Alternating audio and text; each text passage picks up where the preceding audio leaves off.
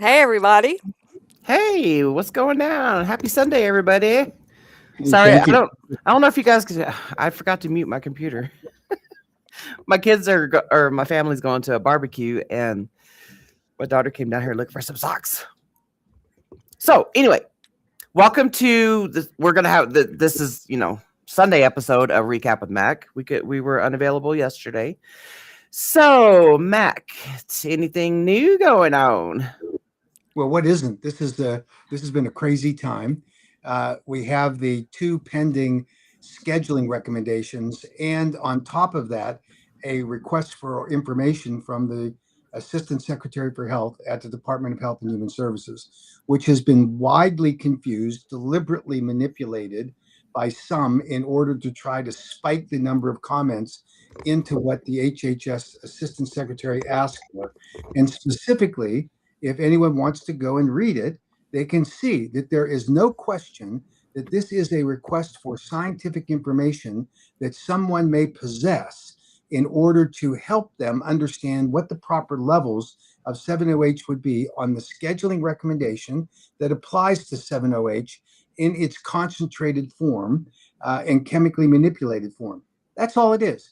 And what the 7-OH people have done is that they've hijacked that request for information, and they got caught in a couple of ways. First off, they come out and say, "Oh, anybody can comment, and we want you to comment because this will help people understand better on the government side what your experience is." And then they absurdly say that the whole group of comments will constitute some sort of scientific evidence based on the amount that you are consuming in a milligram form. That is utter and complete nonsense. The people that are expressing it know that it's not true, but they're using it in order to gin up two things. One is to confuse everyone. Obviously, they'll come out after they've submitted their comments and they'll say, "Oh, we had 40,000 comments of people, and how can the government ignore that?" The second thing that they're asking people to do is to write to their congressman and say, "Oh, we're under the authority and scope of this new NIH, I'm sorry, Assistant Secretary for Health request for information. We're telling you not to allow the DEA to schedule kratom." And they try to piggyback the experience that we had in 2016. Now, that's really important because the differences are stark. In the first place, when we initiated the campaign in 2016, a couple of important things to remember. We never asked anyone to duplicate their comments. In fact, we told them not to. Now, Seven Hope Alliance knows, absolutely confirms that they knew based on what Michelle Ross has been saying on I think it's LinkedIn, where she admits that they were watching it. They knew it was happening, but wasn't them. Wasn't them. Well, I'm sorry. If you start a fire, you're responsible for the wildfire that's spread. And the proper thing to do is for an organization to say, "We do not want people faking comments. We don't want you to adopt a fake name or a pseudonym. We don't want you doing multiple comments in order to somehow bastardize the result. But that's what's happening. You look at the intent of what these people are doing. So that's the first thing, is that we never did that. But more importantly, the comments that we had available were not solicited by anyone. What we did is said to the DEA, after they opened the comment period, we got 23,232 comments. That was an officially sanctioned DEA event. But in that 30-day period, which is the comparable period we're in now, we just had people that were calling their congressman, emailing their congressman. There were 6,000 phone calls made to the DEA, which the DAPR office said they'd never seen anything like it. And they, but that was, we weren't asking people to call the DEA. We were asking people to call their congressman or email their congressman. And it was I would say, an organic effort to make the phone calls to the DEA. Understood. But the important difference is that we were talking about a body of evidence of decades, and in some cases, centuries of safe use of natural kratom products. That's what we were talking about. We weren't talking about a newly introduced, chemically manipulated opioid that is akin to a drug dealer sitting down on the street. And I know that there are some in the 7-OH community that say, oh, we can't be accountable for what the 7-OH manufacturers did when they introduced the product on the market. We're just concerned about the consumer that got addicted, that got trapped in that addiction, and now they're hooked on it, and we can't, force them to go off of it. That's their message. I mean, it's astounding to me. It is astounding because that whole message is, it's okay to let some drug dealer sitting on the corner to sell fentanyl or meth to someone because the person wants it, because the person may need it, right? That's their message. And they don't care about the fact that that addicted person may be harmed as a result of it. That person may end up in a treatment center. That person may end up dead. They don't care. Not may. It's happening. Well, it's happening. Between any individual who consumes a 7-OH product, and look at the spectrum of products that are out there. You look at there's some that say, oh, it's 7.5 milligrams is the safe level. And they try to say it's safe because it's different than 300 milligrams. And 300 milligrams is more unsafe. Okay, so that doesn't make 7.5 milligrams safe. That just says that it's less safe at 300 milligrams. It doesn't justify the presence on the marketplace. So it's absurd what they're saying. Yeah. And every single advocate that's pleading now, saying, oh, prohibition doesn't work. I mean, you hear this argument. I've been good friends of mine and respected people. Soren Shade's an example. He makes the point, show me when prohibition has worked. And I responded to him, by the way. I said, well, at one level, prohibition works great. We don't allow lead in water anymore. Lead in gasoline anymore because of the harmful effects. So we eliminated it. You don't see people down on the corner selling leaded gas. You don't, because it's, there's no demand for it. We did the same thing with asbestos. So prohibitions in certain categories can work. And we've done them and seen how the government model works. But it is true that prohibition on a drug has uneven results. I get it. And if you look at the issue that we're talking about, you take an opioid, a full-blown opioid that's sitting on the market today, who got on the market illegally, in the sense that the 7-OH manufacturers openly admit they had no basis for safety under conditions of use, as is required by the Food, Drug, and Cosmetic Act. So they don't have to follow that. And literally, Michelle Ross says, I'm not accountable for that because I wasn't around then. That's her excuse. So you come upon some crisis and you opine that it's okay to use 7-OH, and you say, well, don't blame me for what the companies did to introduce these illegal products onto the marketplace today. So I feel badly for any person who got involved in the consumption of 7-OH. There's some personal accountability for that, by the way. You can't absolve everyone completely. They knew that many of them knew exactly what they were getting into. The ones that I have the greatest empathy for are the ones who thought they were buying a natural leaf kratom product because that's what the package said. That's the kind of perception. And if you heard one time the 7 Hope Alliance say that, or Heart say that, of course not, because all of their people are representing the companies that introduced these products on the marketplace. And Michelle Ross can say whatever she wants, and she can hide in any corner she chooses. She can't avoid the responsibility of what her sponsors did. The They good, almost like demonize. They almost. I've heard them go off on tangents to where the people that are complaining about being addicted or having issues with any of their products, it's like it's completely their fault. They should have known. Almost just hateful. It's It like, is. okay, at some point, let's go ahead and admit y'all came in the marketplace wrong and you marketed it wrong. Yeah, Yeah. marketed as a more potent form of kratom, and that's how Yeah. a lot of people in our kratom community got duped into it. exactly right. And when they market it, telling people this is better, stronger, it will knock you on your ass, it will get you conflicted in terms of being an addict. I do not understand how anyone can sit there and justify what's happened other than it's all about the almighty dollar. Look at the presentations that are sponsored by and presented by Seven Hope Alliance and the Heart Group. You don't see, you see Matt Schwerman, who is on the board of Heart, and he was at a conference last year speaking for Seven Hope Alliance. So they try to say they're separate. They're not. But do you have them, the major companies that are involved in the market, in the manufacturing and distribution of these products? Name a time when you've seen that at an AKA meeting. It doesn't happen. And his products are the ones that are alluding to drug names. Yeah, this is a tricky marketing thing because obviously they want to use packaging, and I hear Amanda Rayner over on the 708 Gals podcast where she talks about, oh, it's terrible. It's absolutely terrible for anyone to be marketing products that are attractive to children. She says that with a straight face. And go to Wonderland and look at their product alignment, look at the packaging, look at the marketing schemes. It's all attracting teenagers. I mean, this makes no sense to me. And yet with a straight face, and this is what they do. Everybody says, how can you blame us?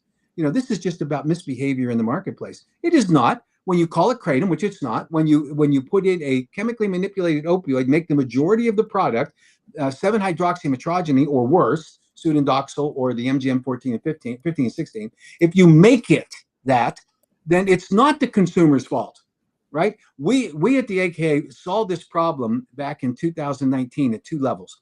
We actually started developing our Kratom Consumer Protection Acts in 2018 in preparation for the 2019 legislative sessions. So when we went to the legislators, we said the first thing you should do is make sure that the product formulations are correct. And we put in a limitation on extracts. You can only produce, manufacture, market, and sell an extract that has been produced using FDA-approved food-grade solvents. That's what we said. And secondly, you had a limit of no greater than 2% of the overall fraction of the product being 7-OH. So now you have 98% or less of 7-OH, I'm sorry, 2% or less 7-OH, and 98% being metrogeny. Flip it to 7-OH products, it's the opposite. The vast majority of that product is 7-OH or pseudodoxil, depending on who you do it. So there's that. That's an important factor along the way. So we put these regulations in effect and we promoted them, we supported them, we argued for them. Nobody was going to argue with us that we're responsible for putting bad products on the market because we simply cannot tolerate that. And when we found companies that were making products that were making illegal therapeutic claims, we reported over 100 of them to the FDA for action. We didn't sit back and say, don't blame us, don't do that. I mean, this is nonsense. And yet they want to say with a straight face that somehow they're justified because, AKA did it the same as we're doing it now. We did not. That's a lie. They're being misled by the leadership of Seven Hope Alliance and the Heart Group, and it's stunning. And then you see, and this is an interesting personal attack. They go after me for something that happened 40 years ago when I pled guilty to a conflict of interest non-intent statute. I don't like it. I don't like the circumstances, and I could tell you the story of that in the even item. Why it didn't. It was really the wrong thing. But the Michelle Ross gets on and says, "What's it up?" Says he's a convicted felon. So, starts citing it. She is on podcasts and webinars with Jeff Smith. Mm-hmm. She doesn't say to him, "Oh, aren't you a convicted felon?" Because he is. He violated some election laws in Missouri. He went to jail. She doesn't say that. It's as long as you agree with her, as long as you're on the same team, that's a minor thing. And yet she wants to make personal attacks to do what? To divert attention from the weakness in the argument that they currently have, which is they cannot justify the fact that they placed into the marketplace extremely dangerous products, extremely dangerous. So back to the issue of when I said I have empathy for people that are in the current circumstance, however they got there, from believing what the manufacturers did. I personally, and the AK as a policy, does not support that individual citizens should be criminalized. So we are in our federal KCPA and in the associated legislation with the specific ban on 7-OH, which we think there needs to be legislative action to more correctly handle this. We are going to advocate for a provision that exempts individual citizens for possession. We are going to support that the manufacturers and the distributors and the retailers who engage in commerce to put these products in the hands of consumers should be subject to the provisions of the Controlled Substances Act. That's the bottom line. And they can argue all they want. They can throw up their hands and they can put up these false arguments that they like to make. And they're just that. They're false arguments. They don't make any sense. They're not grounded in good public policy. But and this is the saddest part. In the same way that they duped the average consumer when they put their products on the market and called it Kratom and told them this is just another form of Kratom. It's a better form of Kratom. It will make you feel better. It will give you a stronger effect. When they did all of that, they duped those consumers into supporting them. And now, today, they're doing exactly the same thing when they're telling consumers, you need to write to the Assistant Secretary for Health. You need to write to your congressman because we want to protect 7-OH because it's a safe product. It is not.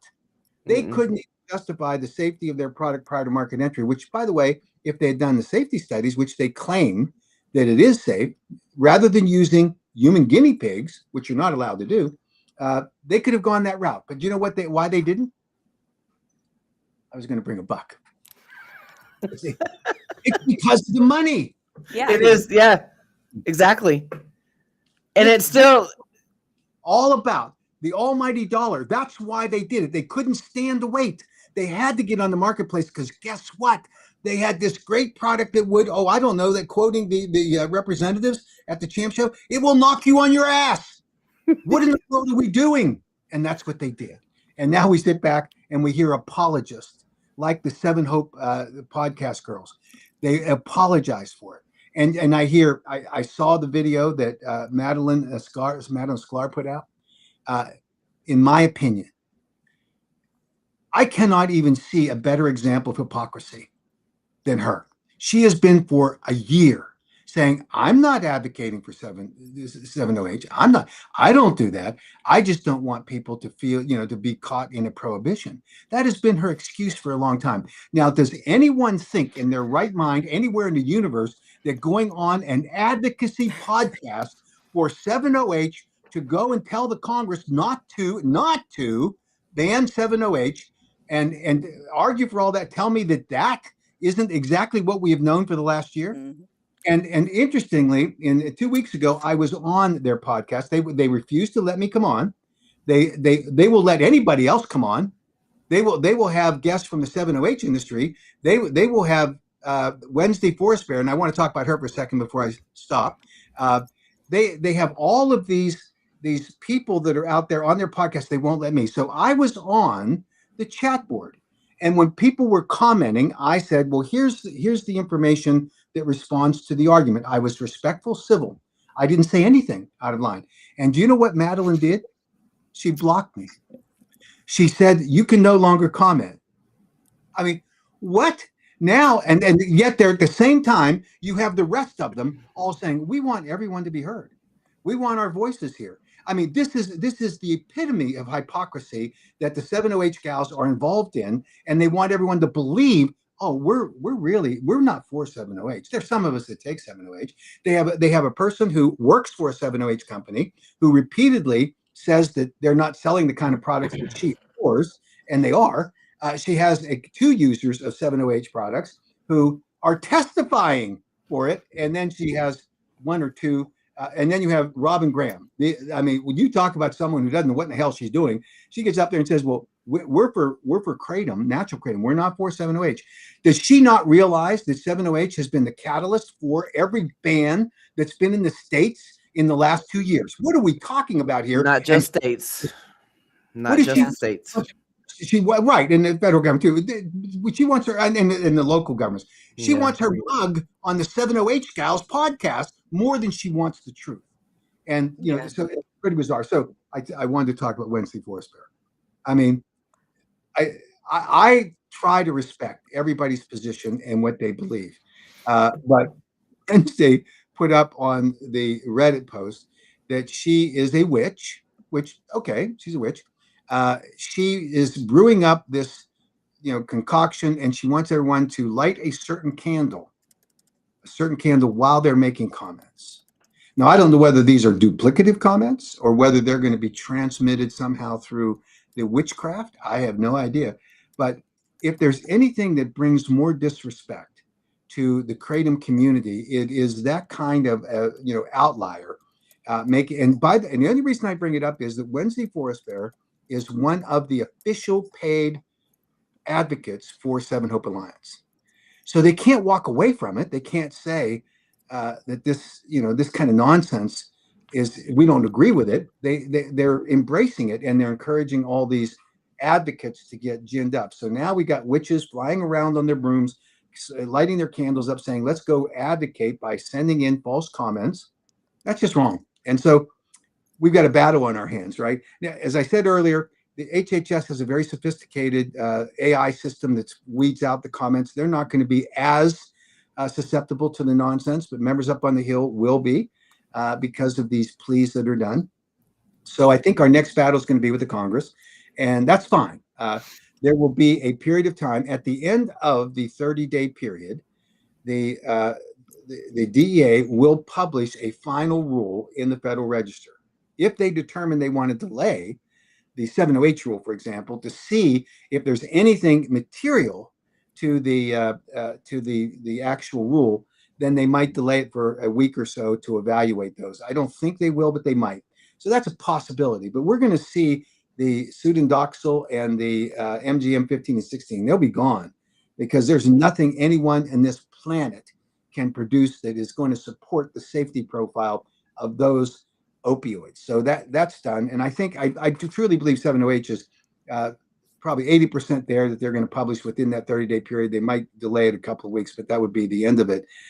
So it's one of those things where we have to confront the reality that we have some anti-kratom people. On the other side of the spectrum of people that we're fighting are people like Dean Francis. Dean Francis created this group called End Kratom Addiction. He's no more interested in seeing the truth than Madeline Sklar is. He bans everything. He shuts me down on LinkedIn because not that I said anything offensive. He's the one firing off the offensive remarks and the threats and nonsense.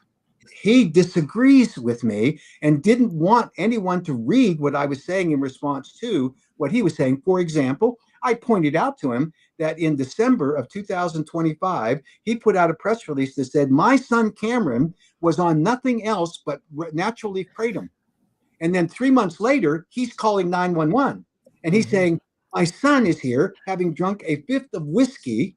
He has other bottles that he's obviously drunk. He's saying, I'm not drinking alcohol. He's got it on his breath. He's got it in his hand. And he's also on, and get this, 7-OH. So in December, he's saying it's all natural leaf. And then if you look at the evolution of Cameron Francis's own story, and he said it to me on LinkedIn a number of times, it was only natural leaf. You know what's wild? That when that phone call, when did he meet with the governor of Virginia? The 2.5 or 3 weeks after the 911 call. I will bet money that wasn't discussed with the governor. Oh, by the way, crisis with 7OH. Nor was it discussed with Representative Cole, who's the biggest the biggest victim in all of this, Yeah. because he was asked by Dean Francis to carry this legislation. But Dean Francis, he hides in a hole, and now you can't reach him. Now, I have people that are sending me information, which I deeply appreciate, of things he's saying, and now he keeps escalating the battle. His latest battle is against John Shinholzer. John Shinholzer is a former founder of the McShin Foundation, which is the largest nonprofit addiction recovery center in Virginia. And he has had national stature with various addiction recovery groups prior to his retirement. He is an addict recovering. He's a Marine. And for him to be attacked by Dean Francis for one single reason, Dean Francis doesn't like his message. Dean Francis wants to say, oh, he's been invited to speak on behalf of the AKA, and the AKA is just an industry trade group, which we're not, but that's another nonsensical argument that Dean likes to throw out there, which makes all of his arguments suspect because he just slings nonsense or BS. He does it consistently. So Dean Francis is a person who has a very interesting relationship with integrity, because he doesn't seem to think it matters, that he can say or do anything he wants. And to say that the AKA is a industry trade group, well, who is the End Kratom Addiction Group? Who funds that? Is it the trial lawyers? Is it the KDA? He's now gotten into discussions with, hear this, in discussions with Melissa Ross. What? Melissa Ross? Michelle Ross? I'm sorry, Michelle. Thank you, Michelle Ross. Are you serious? Yes, they're having discussions on LinkedIn and going back and forth. Now, you know, that's like Claudia having discussions with Kolodny. It's kind of like that, isn't it? And this is what's happening. I mean, I sit there and look at this and say, what universe are these people playing in? Because it's not ours. It's not reality. It's, you know, and you would think that Michelle Ross would understand that you have Dean Francis who wants to get rid of all kratom, everything. And she's climbing into discussions with him and saying, oh, well, you know, I don't know what they think. Are they going to work together? I don't know. What is 7OH doing to their brains? I don't know. So we don't have the science to know yet, Misty. Yeah, exactly. What in the world? Oh my God. I'm at a loss for words on that. Oh my God. Yeah, Michelle wants kratom bans to 7OH. A lot of 7OHers say that, or excuse me, 7-hopers. You know, I heard that people are going to steal my tagline on that, but I actually stole it from somebody else on an email thread. So 7-hopers. This is a temper tantrum, because what happened was that the decision that was made by the DEA after an evaluation of the factors that are required for review by the Controlled Substances Act, they didn't make it up out of thin air. They looked at the evidence and data that supports this decision. And so the DEA made a considered well-founded decision about 7OH being dangerous and therefore schedulable under the three specific criteria under the emergency scheduling or the temporary scheduling power. They did it. Now, there's 2 years that a review takes place where the DEA has to produce the 8-factor analysis for permanent scheduling. There's another year they could add on if they chose, if the Attorney General authorized it. But they have 2 years, and they will produce the permanent scheduling. That's what the 7OH people should focus on. Can I ask you this? What is your answer to when they, you know, we hear constantly the AKs shot themselves in the foot. So what is your answer to, I'm guessing they think that it would have never came up on the radar and the DEA would have never done anything, and it's all the AKA's fault. It's all the AK's fault bringing attention to it. What do you say to that? So 7OH shot itself in the foot. Well, here's the chronology of events that took place. When we became aware of the interest by the Heart Group in trying to resolve the 7OH issue, because they knew that we've been fighting since 2018 to restrict the product formulation in our state laws. So they came to us and they said two things. First, we absolutely have the evidence and safety data that supports market entry and we can document that. That turned out to be a flat out lie based on what their chief scientist, the scientist consultant they had, who said when asked a couple of months later after we signed this agreement, no such scientific evidence existed. So that was the first thing. Second thing they said to me was, we will not allow these products to be sold as Kratom. They will stand on their own. And I said, okay, if you will allow, you'll get rid of the Kratom moniker to it in all of your marketing material, don't call it Kratom because it's not, then you can then exist in whatever world is available to you under the SHEA Act and the Controlled Substances Act. You can deal with that on your own, but do not call it Kratom, right? Don't label it, don't market it, no way. And they said, fine, we'll do that.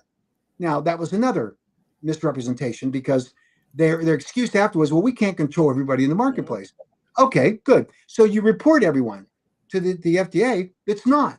And then you force compliance. I can tell you that after we started reporting Kratom companies for illegal marketing claims, they cleaned up their act. And now if we looked on the marketplace today, we have very, very, very few companies that are violating the Food, Drug, and Cosmetic Act. So they could have taken action.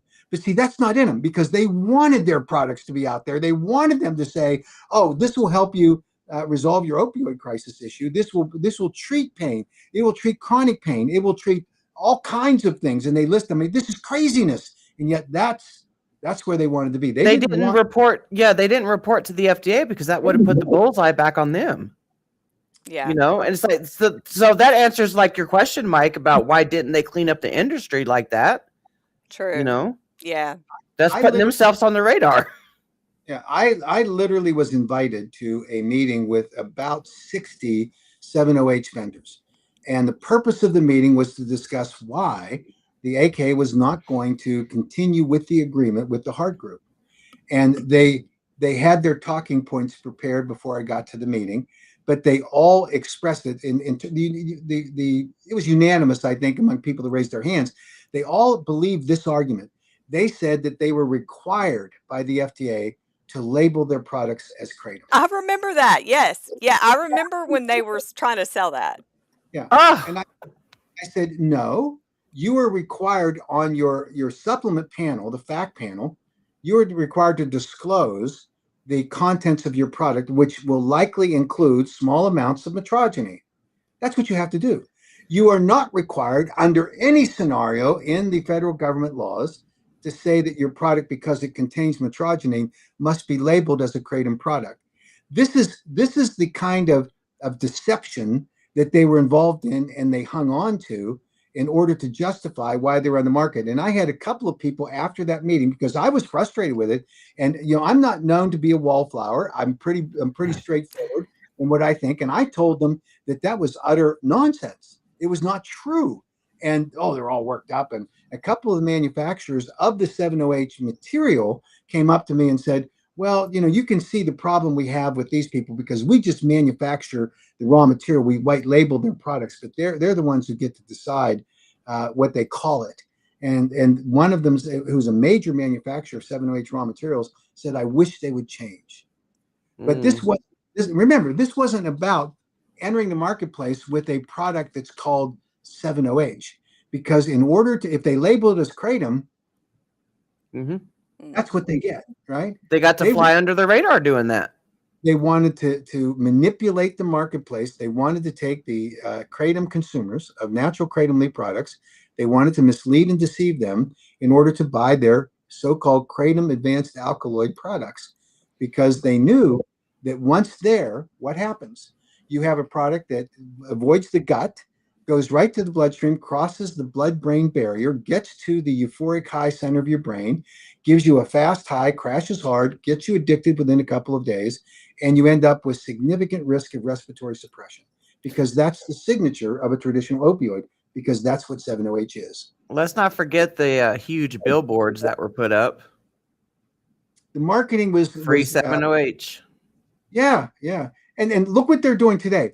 You can get a free packet of 300 milligram opia if you document that you have submitted a comment to the HHS website. They're going to give you 300 milligram packages of 7OH in doing that. What? This is what is so insane about people. They can't help themselves because the money's more important than public safety. The money's far more important than being removed from the market with an unsafe product. And I'll say it again to Madeline Sklar and anyone else on the 70H gals. You want to justify being able to allow a consumer to be exposed to a dangerous, life-threatening product on the street corner? That's on you. You want them to be able to buy it at a retail establishment. You'll all say, "Oh, let's not let a drug dealer do it," but you're going to let a kid in a convenience store sell it to an unsuspecting consumer. There's something insane about that policy. There is multiple reasons why Jen and I left the Kratom Gals I in just May say of we 2025. There's multiple reasons Mhm. why, and you guys are seeing the outcome of some of the Yeah. reasons. I think we have a completely different definition of advocacy Yeah. than yeah. I just wanted to throw that out there, you guys. That right there, I cannot make it make sense how a Kratom advocate can advocate for 7OH when 7OH has been taking down Kratom this whole entire year. I don't understand it. And I will continue flexing the probably over 300 hearings that we've attended to now, and you weren't nowhere to be found. Neither were 7OHers. Yeah. It's like, I don't understand it. What money is motivating you? Well, no, wait a minute. Are you telling me that you participated in all those hearings, the majority of which were virtual hearings, where people can just sign up and go on? Are you telling me that? Yeah. So surely Robin Graham was on those meetings with you, right? No, wait, no, that's not possible because she tells people to get off their butts and go advocate. And Madeline Sklar saying, "Oh, it's so important for the states that you live in because your voice is proportionately more significant than people that are out of staters." She said that, and you had Robin Graham saying, "Get off your butts and go and testify," and they tried to gloss over that and mischaracterize it, but that's what she said. And she hasn't been to not one of 7 hearings, 5 of which were virtual. What in the hell is going on here? And yet the 7OH gals, they just putter along, Now, I have to say that I appreciate the fact that you have not censored me. You haven't blocked me from coming on. I've thought about what could I say that might contradict something you think that would give you the justification for eliminating me because I have a different point of view. So I'll tell you what I think it is. I think that the shade of pink on your earphones, Misty, should be a darker shade. Okay. I think that. So on my earphones, I got pink on my earphones. What are you talking Yeah, you about? got on your little kitty cat things. your little rabbit ears things. I think Oh, my cats. Yes, I think it should be a darker shade. Isn't it pink? Aren't they pink? No, They they're look white. Oh, well, they They're do white look like myself. Then I think they should be pink. Forget the white. So you can ban me. You can say we're not talking to Mac again because he thinks that these earphones should be pink. And so therefore we're not talking to him. And then I'll get on and I'll comment, well, I didn't mean to offend you. I just wanted to state my belief about the pink earphones. And then you can block me for a day. And then have the audacity to say, I didn't block him. I just removed him for a day. Their podcasts are 2 hours long maximum usually. So she blocked me for the entire period of the podcast, so I couldn't interact with people in the comments. Not talking to them directly, interact on the comments. And then she has the guts to say, "But I only blocked him for a day." So it's not the same as Max said. He's lying when he says I blocked him. I only blocked him for a day. What is she talking about? I mean, I don't know, but I think that's what a person that would say they're on 7OH would say. Because well, we could put YouTube commenters in timeout. So the only way you can know if you're blocked is can you go over there and reply on any of her videos? If you can't reply to any of her videos, then she blocked you. Yeah. Yeah. Well, she blocked me for that comment period when I was just saying I was interacting with other commenters, and she blocked me because she thought it was too disruptive. And I never said one unkind thing to anybody. I just said, "Here's my view." I answered some questions, but that was diverting attention, I guess, from the 7OH is great message that she was promoting. Oh, I'm not promoting 7OH should be available to people. I just, and then here, it's really interesting. She got really offended when I called her a libertarian. Well, I was talking about her libertarian view, and she obviously doesn't understand what it is because it's not a negative thing. I have many friends who are libertarians. I don't agree with them all the time. Libertarians just say, live and let live, no rules. You just do what you want to do. And she was deeply offended. I called her a libertarian. And yet she attends the 7OH webinars. She brings the 7OH advocates on her show. And she says, I can't participate because I'm a lobbyist. Well, does she think that the people that they're bringing on the show are not lobbyists and advocates that way? I mean, what is she talking about? Do they not participate advocating on behalf of an organization that they're paid to advocate for? They're the same as me. Why did they get a special category difference? It's really What's up, Chad? I see. You know what, Chad? And I see. Regulate Creative now. I know who you guys are. I love your comments that you give out on TikTok and X and Reddit. Yeah, Michelle Ross blocked me for politely pointing out that she did not, in fact, fight for Kratom in California. She blocked me last year after I called. She was talking about how she attends all these hearings and stuff. You know what? The thing that I love, Mac, is when people say that they attend all these hearings, right? Not realizing that Jen and I record these hearings that we've been doing for years now. Well, I'd say about a year and a half or so. But anyway, when someone says that they attend all these hearings, I'm like, okay, which hearing did you attend? Because I can go look at my recording. Yeah. But anyway, Michelle blocked me after I called her out on that. I'm like, no, you didn't. No, you didn't. And then another lie that Michelle tells on me is that she was standing behind me in a line at Champs last year overhearing me say that I hate 7OH users. I have never said that I hate the person. That's their whole thing that they do. They act like we're just over here demonizing the consumers. Like we're just talking so bad about them. We just hate them. We hate the substance. We don't hate the people that got duped into the substance. I feel horrible for the people. Me too. Got duped into it. Yeah. So I can't wait. I cannot wait now that you've said what you just said, Misty, for Robin to come back at me and say, there's evidence that I attended these hearings because Misty has it. I can't wait for that. We got so, like, this is what I'm saying. We dedicate this is advocacy. We go where we're needed. We go testify. It's 9 times out of 10, it's going to be a virtual hearing, which I thought was hilarious when 7OH over there on Reddit said, "Oh, she must be getting paid by the flying AKA all over the place." Yeah, the AKA just flying Misty everywhere to attend 300 hearings. Like what? Yeah, it's really unfortunate because there's nothing unusual about people just jumping to conclusions. I mean, oh yeah. And I don't blame too many of the people in the 7OH people who, without all of the misinformation that's floating by 7 Hope Alliance and by Heart, they might jump to conclusions that are incorrect. I get that. But when it's spiked by this incessant feeding of misinformation to the Kratom community by 7 Hope Alliance, I mean, it's just really amazing that this kind of thing happens, and then they all act innocent. I mean, it's like, oh, I didn't do that. I mean, what are you talking about? It's you guys are the bad guys. And that's pretty stunning because, we ought to, at the end of the day, I've always believed that you should have at least as much respect as people are earned to give them, right? And so civil conversations are important. I try to be that. I don't always achieve it, but I try. We ought to be discussing the facts, not our emotions, and, not the profanity that you go on the X account and you see the comments that they make.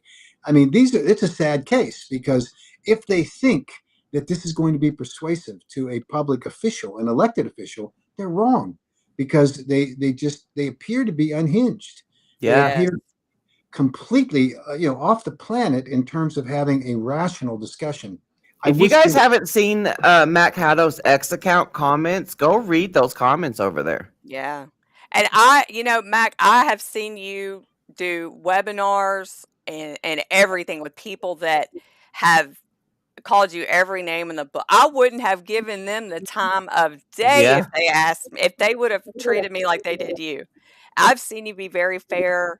You're always open to an honest discussion, and you want it to be upfront and open so everybody can be a part of it. And I don't see anything. Honesty is always the best way to go. Honesty and respect. But Mhm. not everybody has that. When they start calling you names and attacking you and threatening you, saying you're gonna have blood on your hands, I mean, at some point, it You just know what? I saw your comment too, Mac, about you want to talk about the blank check the 7OH industry gave you? Offered. Offered.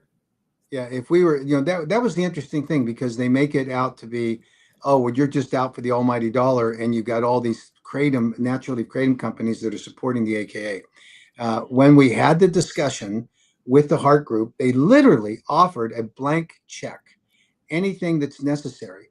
One of the owners of one of the 7OH companies called me up and said, if you get on board with us, I got millions that you will have available to you. When I refused to do that, refused to accept the blank check, he came back, same guy, and said, I have $20 million and I'm going to destroy you personally and take down the AKA. Now, that guy is out leading seminars on this. He obviously had the money, by the way, because they were raking in the dough here for the last 3 years. Yeah. Or longer. But it would have been easy to say, oh, well, let's cower in fear. Let's work a deal. Let's accept their blank check. Let's all roll together and try to figure out some way to do it. And that's why I find it fascinating that they try to make this into a turf war. This is a battle between the big natural leaf kratom companies and the big 7OH companies. And they like to sell that narrative. It's a turf war. If we were a turf war, what the hell was I doing advocating on behalf of the American Kratom Association in 2018 that we should limit the amount of 7OH in products because it was unsafe?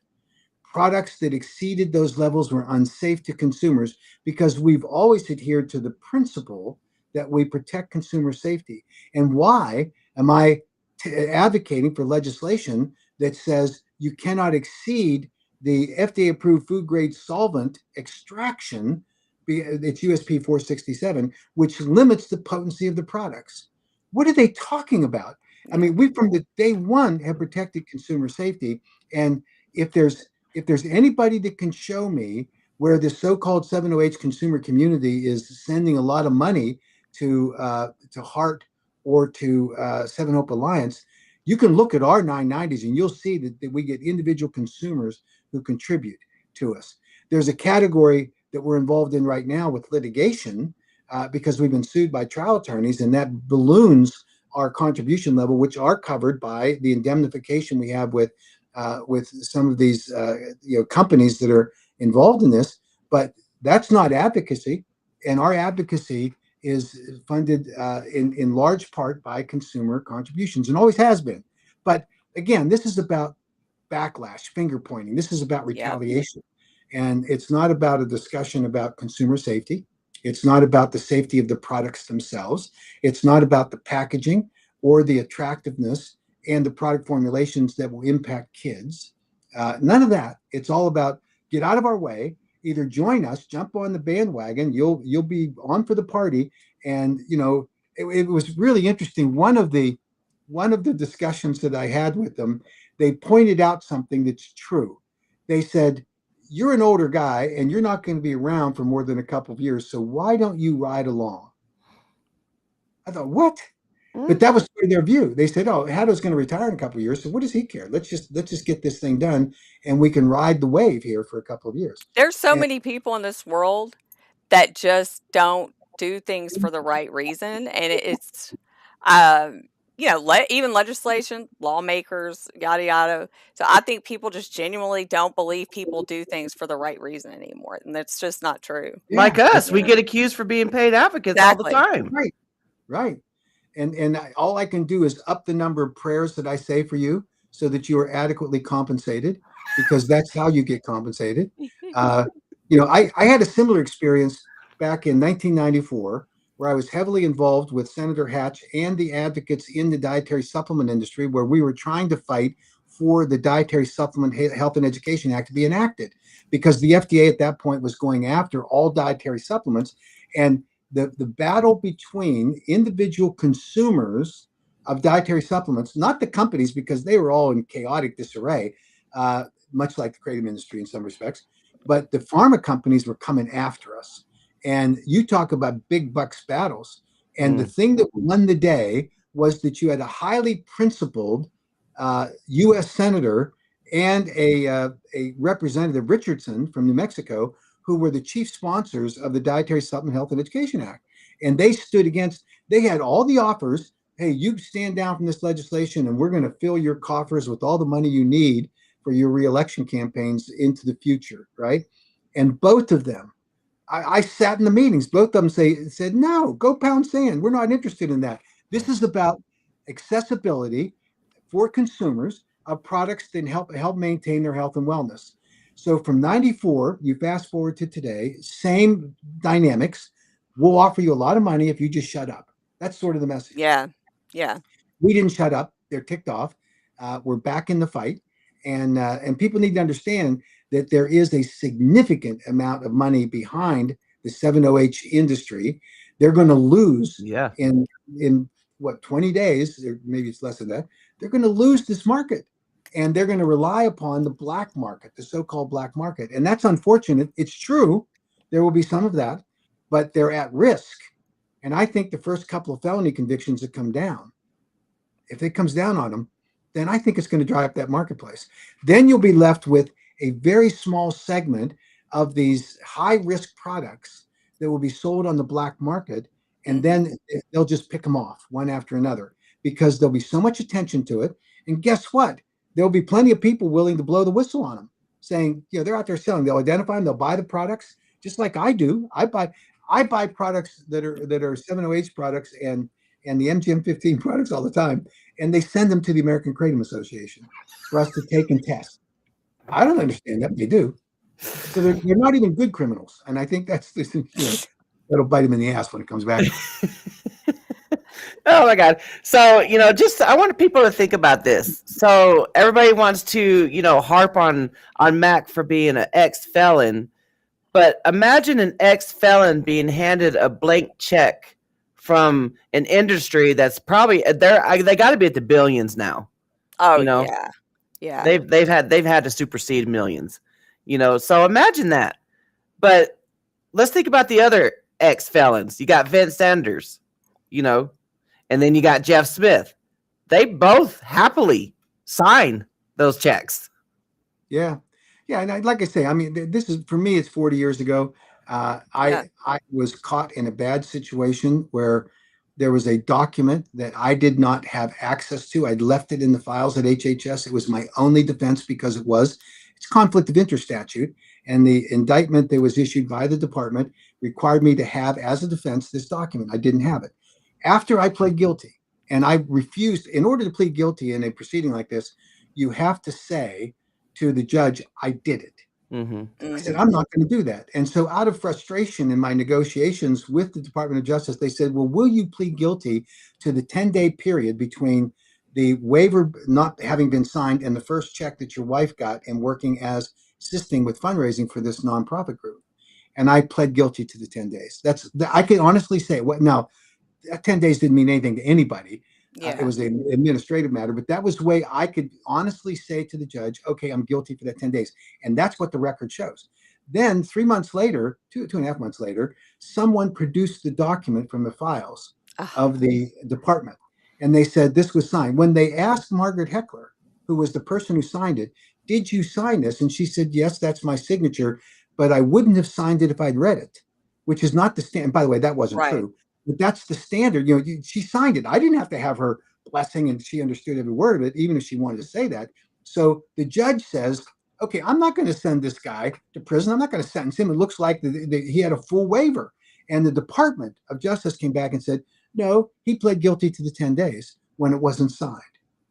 I mean, they never would have indicted me in the first place. So now Jack Anderson did 3 stories about it, and he was then you guys won't recognize his name, but he at the time was this huge investigative journalist that did reports nationally. He did 3 articles on my case. People go back and read it. That's vastly different than Vince Sanders' case. Yes. I mean, now that's no defense. I violated the law for that 10 days, Mhm. and I pled guilty to it, and I accepted, and I've lived with it. And I had to make a choice. Mhm. When I finished that sentence, uh, there was an argument from my wife and some others. You should leave Washington, D.C., go home and just do something else. And I remember my primary client at the time, which was a generic drug manufacturer. Uh, I picked him up at the airport prior to the sentencing, and the Department of Justice had challenged me to take a polygraph, and they wanted me to take the polygraph with the chief polygraph investigator of the FBI who had just retired, and he'd opened up a private practice. I agreed to do that. And so when I took the polygraph, my attorney was late, and so he didn't come in until afterwards. I was sitting in a room outside of the room where they do these. The polygraph expert came out. His name was Wiltz, a former FBI guy, and the attorney had just walked in, and Wiltz turned to my attorney and said he passed with flying colors. He was telling the truth, and my attorney said, "Holy f, I can't believe it." My He's a attorney lawyer. doing, right? What's my attorney doing? Not to be representing me, not believing it. But when I picked up my client at the airport at Washington National, I was taking him downtown. This is before I actually got sentenced. I handed the envelope to him, and he said, "What's this?" And I said, "That's the polygraph that I took that shows I was telling the truth." And he didn't open it. He handed it back to me and said, "I don't need this." He said, "I believed you from the start." And Yeah. what a powerful thing. So that made a big difference for me to decide, do I stay in Washington? Do I continue being a government relations guy, a lobbyist? I decided to do it. And so I've lived here in Washington in the biggest glass bubble in the world, doing advocacy work for clients that I've had over the past 40 years since that incident occurred. And I've done just fine. I go into offices, and rare occasions when people that I'm having fights with for my clients will bring it up. And I've never once had someone say in a congressional office, "Well, you can't come in and see us because of this." Most of them say, "But for the grace of God, there go I," right? And so because Yeah.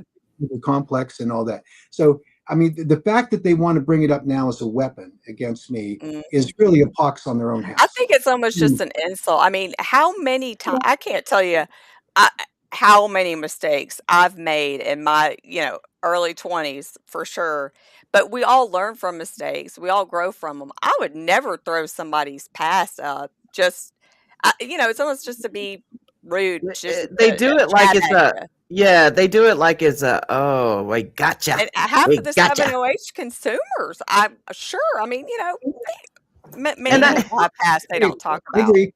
But look at Dean Francis. He does the same thing. And Mhm.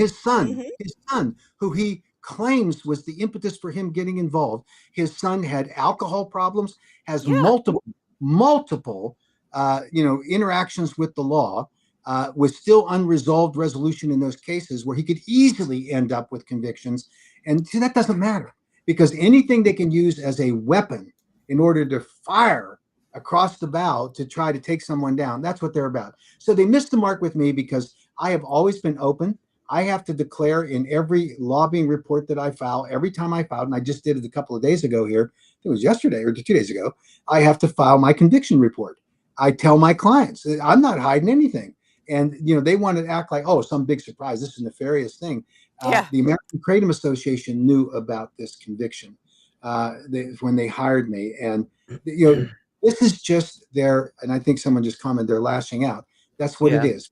They don't want to deal with the reality of what we're actually doing here. And they can't believe that anyone might take a principled stand that disagrees with them. That's it. Yeah. And they think they're right. And so they're justified in firing across the bow any argument that they can conjure up in order to do it. And what they don't want to talk about is, did they meet the federal law prior to market entry? No. Did they currently, do they meet the federal law in order to put products on the market? No. Do they label their products according to federal law? No. So they get these constant barrage of violations that they're currently engaged in, and the only thing they can come up with is, well, what about the people that are hooked on these products now? Well, you hooked them. Yeah. And by the way, we have laws that, whether we like them or not, we have to adhere to. And you just can't say, "Well, I don't like that law, so I'm gonna avoid it." Now, I confess that there are occasions that I exceed the speed limit. And so I take a risk, right? But there are laws that are important here. And here you've got one that protects the safety of the public. That's all it does. And they simply have to conform to it. And the way to do it is to conduct a safety study. They did one and it failed miserably because Yeah. the product is so powerful. And so they tried to change the study parameters in the middle of the study, and the beagle still suffered neurological problems at a dose lower by significant factors Much lower, yeah. than what Vince Sanders' product was. And so, whoop, that didn't work. And so now they're out, thrashing around. So, it would be comical except for the impact on the consumers who were duped, misled, and lied to about the products that they were buying, all thinking that this is just kratom. And when they buy a sublingual strip that gets in that euphoric high immediately, and then gets you hooked because you crash, you say, I need more. That's something. And then you have, and we haven't gotten to much of this. You have on the other side of the spectrum the anti-kratom, all anti-kratom people. Mhm. You've got the Dean Francis, you've got Andrew Kolodny, you've got the KDA, and you have Patty Wheeler. Patty Wheeler, who just was up on Facebook yesterday, celebrating that she sold finally the streaming rights to her documentary. The documentary that she said was only to educate people, not to ban kratom. She didn't want any kratom consumer to be deprived of the right to do it. She just wanted it regulated. And then within a couple of weeks of saying that, in a national podcast, she goes out to Utah, gets a blessing from Senator Mike McKell, and suddenly she's all for a ban. And she says it. But the most important thing is, she said on camera, when asked by a reporter, are you sure it was kratom? And she said, 100%. The medical examiner told me. And then you look at the tox report, and it shows that metrogene was present, not quantifiable. In other words, they tested for it. They couldn't find a level that would have led anyone in this world, much less a medical examiner, to say, oh, kratom killed your kid. There were other drugs that were quantifiable in the system, so it wasn't a glitch. I mean, it was a reality. And she was on a television report on Friday in California, repeating Florida. the same thing. Florida. Yes. Yeah, in Florida, repeating the same nonsense. Oh, kratom killed my kid, 100%. And he was consuming massive quantities of kratom. And then she just like Dean Francis's Cameron's son, changes the story. Yeah. And trying to move the story to the reality that she's not telling the truth.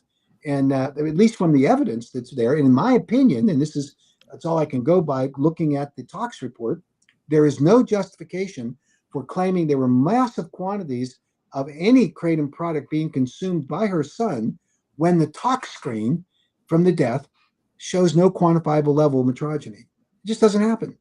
And by the way, when you listen to what she says, the medical examiner told her that she had a couple of cases reported to her by other medical examiners in the Fort Worth area in the 2 years preceding his case, her son's case, were saying that kratom was involved in these. Well, okay. That sounds familiar. Yeah. Why does the medical examiner fess up? Hey, I made a mistake here. I overreacted. I responded to what I was hearing on the chat boards. This isn't a third grade little girls talking in the restroom. This is real life. Yeah. And yet this is what happens. And so for Patty Wheeler to publicly continue to say, when she knows better, that kratom killed her kid, there's only one reason I can think of. There must be a lawsuit lurking in the background. Where's that buck you got? Yeah, where's that buck? Hold on.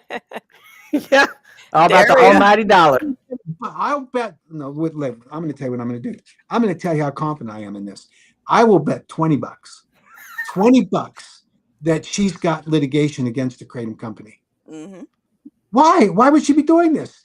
And why does she get away with getting on these news reporters? The news reporter doesn't say, oh, wait a minute. Tell me exactly how much kratom was on the talk screen. You know who needs to interview her is that same lady who interviewed Vince Sanders when they were walking around in his factory. Yeah. And she's yeah. I remember her saying something like, I'm paraphrasing here, but you don't think it's weird that you don't have any safety studies? Something like that. Isn't it weird that your tox screen on your son didn't show massive quantities of metrozine being consumed immediately prior to his death? You know, the one that the death that led to a seizure. Now, did any of those other drugs that were in the system that were quantified by the tox screen, could they have led to a seizure? Why doesn't someone ask that question? But see, That's that the doesn't. thing. Yeah, journalism is. I don't know if it's always been dead, but it just seems like they all just go with the same story, and just it's sad. I might have overreached. I was going to see if I have a $10 bill. Haven't you seen a $10 bill for ages? So I'll bet a $5 bill. I don't. Oh, Lincoln. We're getting Lincoln in on it now. Man, you know what? I have to say, so, you know, anybody, like I said, anybody who wants to try to shove that, Mac is a felon in his face or in our faces, you know what? It was 40 years ago. Think about it. 40 years ago, in that time frame, Yeah. he could have done some major other stuff, you know, and he hasn't. And if you get mad at us, you know, anybody, if you get mad at people for doing the right thing and genuinely trying to do the right thing, that's on you. That seems like that's a you problem. You know what I mean? I'm glad. I'd be more than happy. I'm more than happy that people get mad at me for trying to do the right thing. Yeah. Yeah. So keep on And you getting know, mad. in my active addiction, look, I would have been a felon because honestly, I forged a prescription, you know, and the pharmacist didn't want to press charges at the time, so the cops didn't know what to do, so they let me go, right? I moved out of that city. I got pulled over from my DUI that I had because I was high on my pills. And the cop says, "Oh, you're a fugitive of justice," you know? So I had a warrant for my arrest. You know, I go to, you know, I get put in jail. I get bonded out. What does my butt do when I get bonded out? I go steal stuff from Walmart. I get arrested for stealing stuff. Then I'm in jail for 36 days waiting for my case to get before the judge and all that stuff. So I pleaded down on the felony part, you know, to just DUI I pleaded guilty for the DUI and then for the felony for the prescription part, I pleaded down to that I was that I had the controlled substances on me when I never did because the pharmacist didn't give it to me.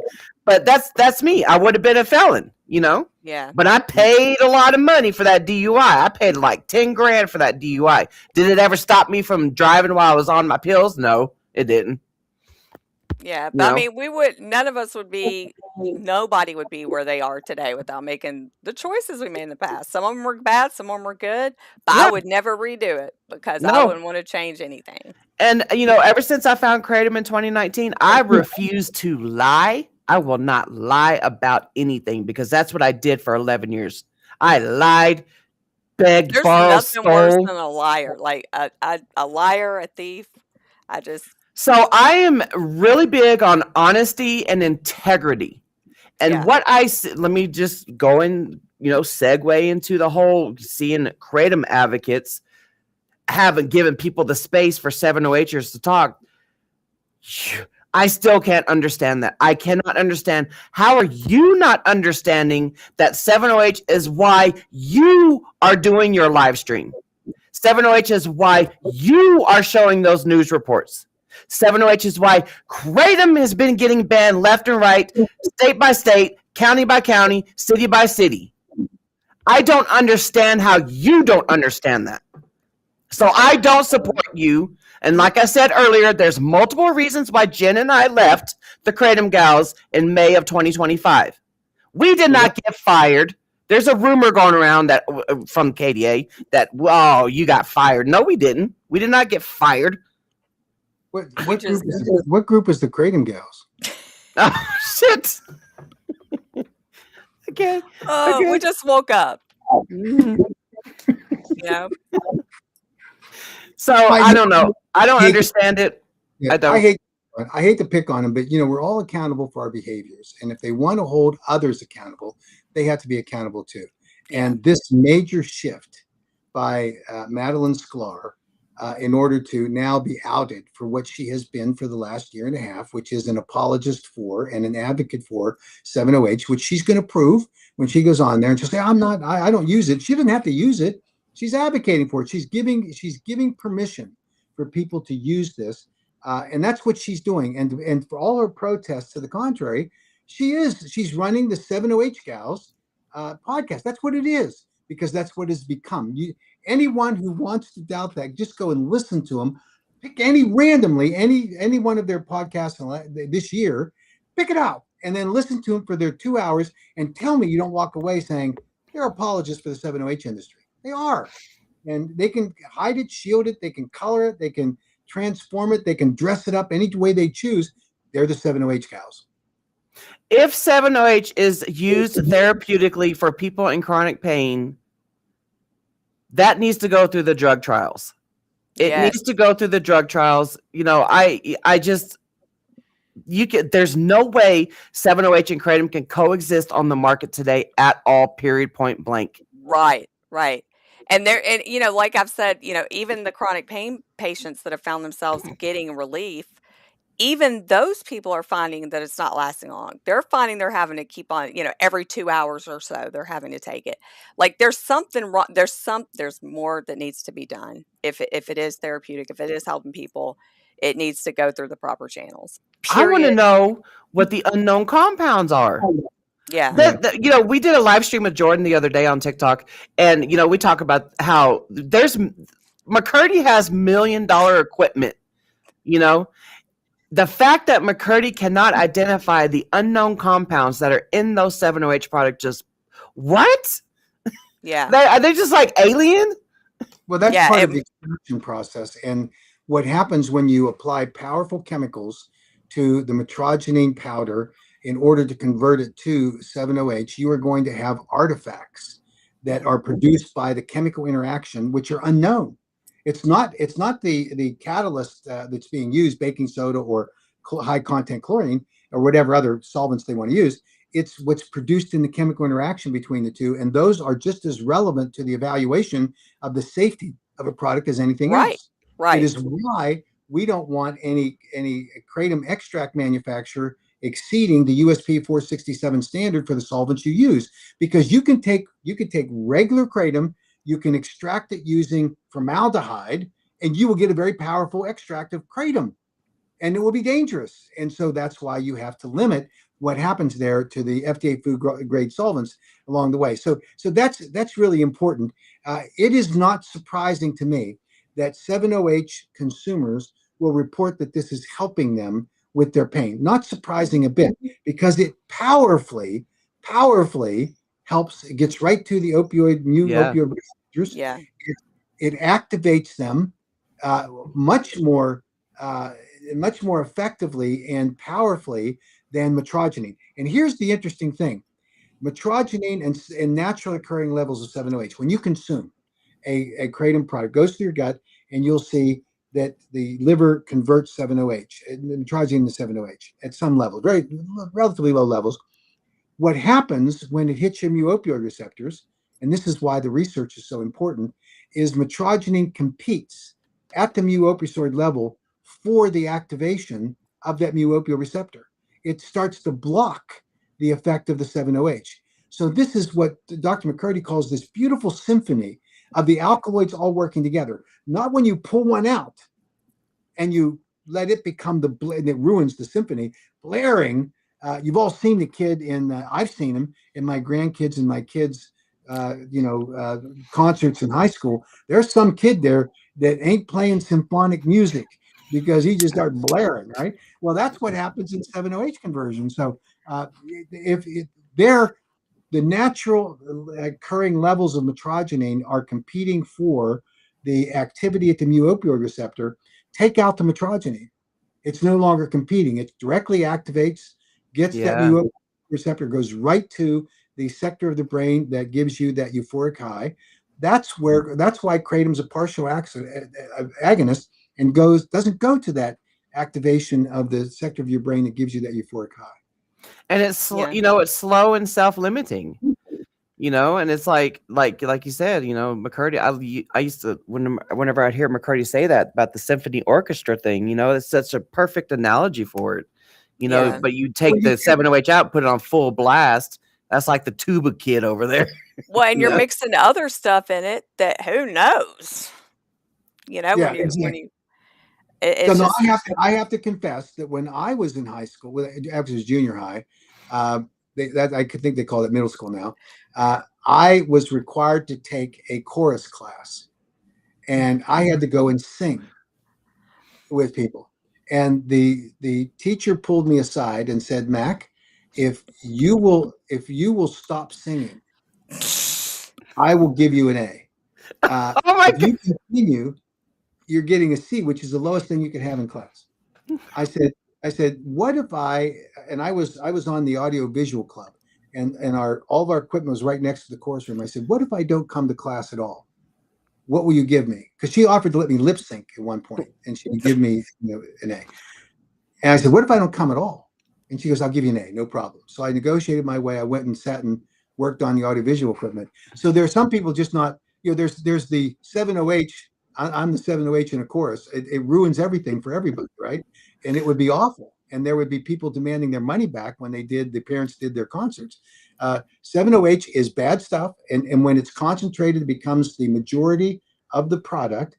You lose that symphonic effect that Dr. mhm, McCurdy talks about. And it's interesting because in its natural form, when it goes through the gut, it's slow.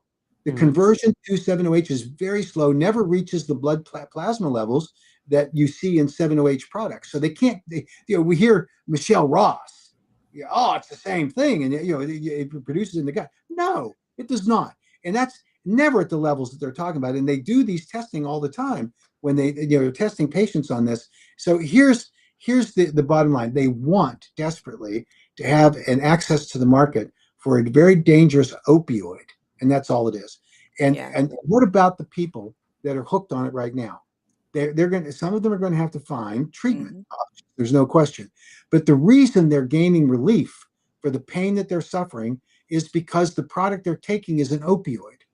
I have never said that opioids weren't important in the pain management community. Kolodny has. I think that you need to have, uh, you know, some kind of control on this. And when you're addressing the pain needs of a patient, you need to give them the appropriate level. If it's opioids, fine, but managed, prescribed appropriately, not Kolodny's view of the world, because he was working for obviously the Suboxone group.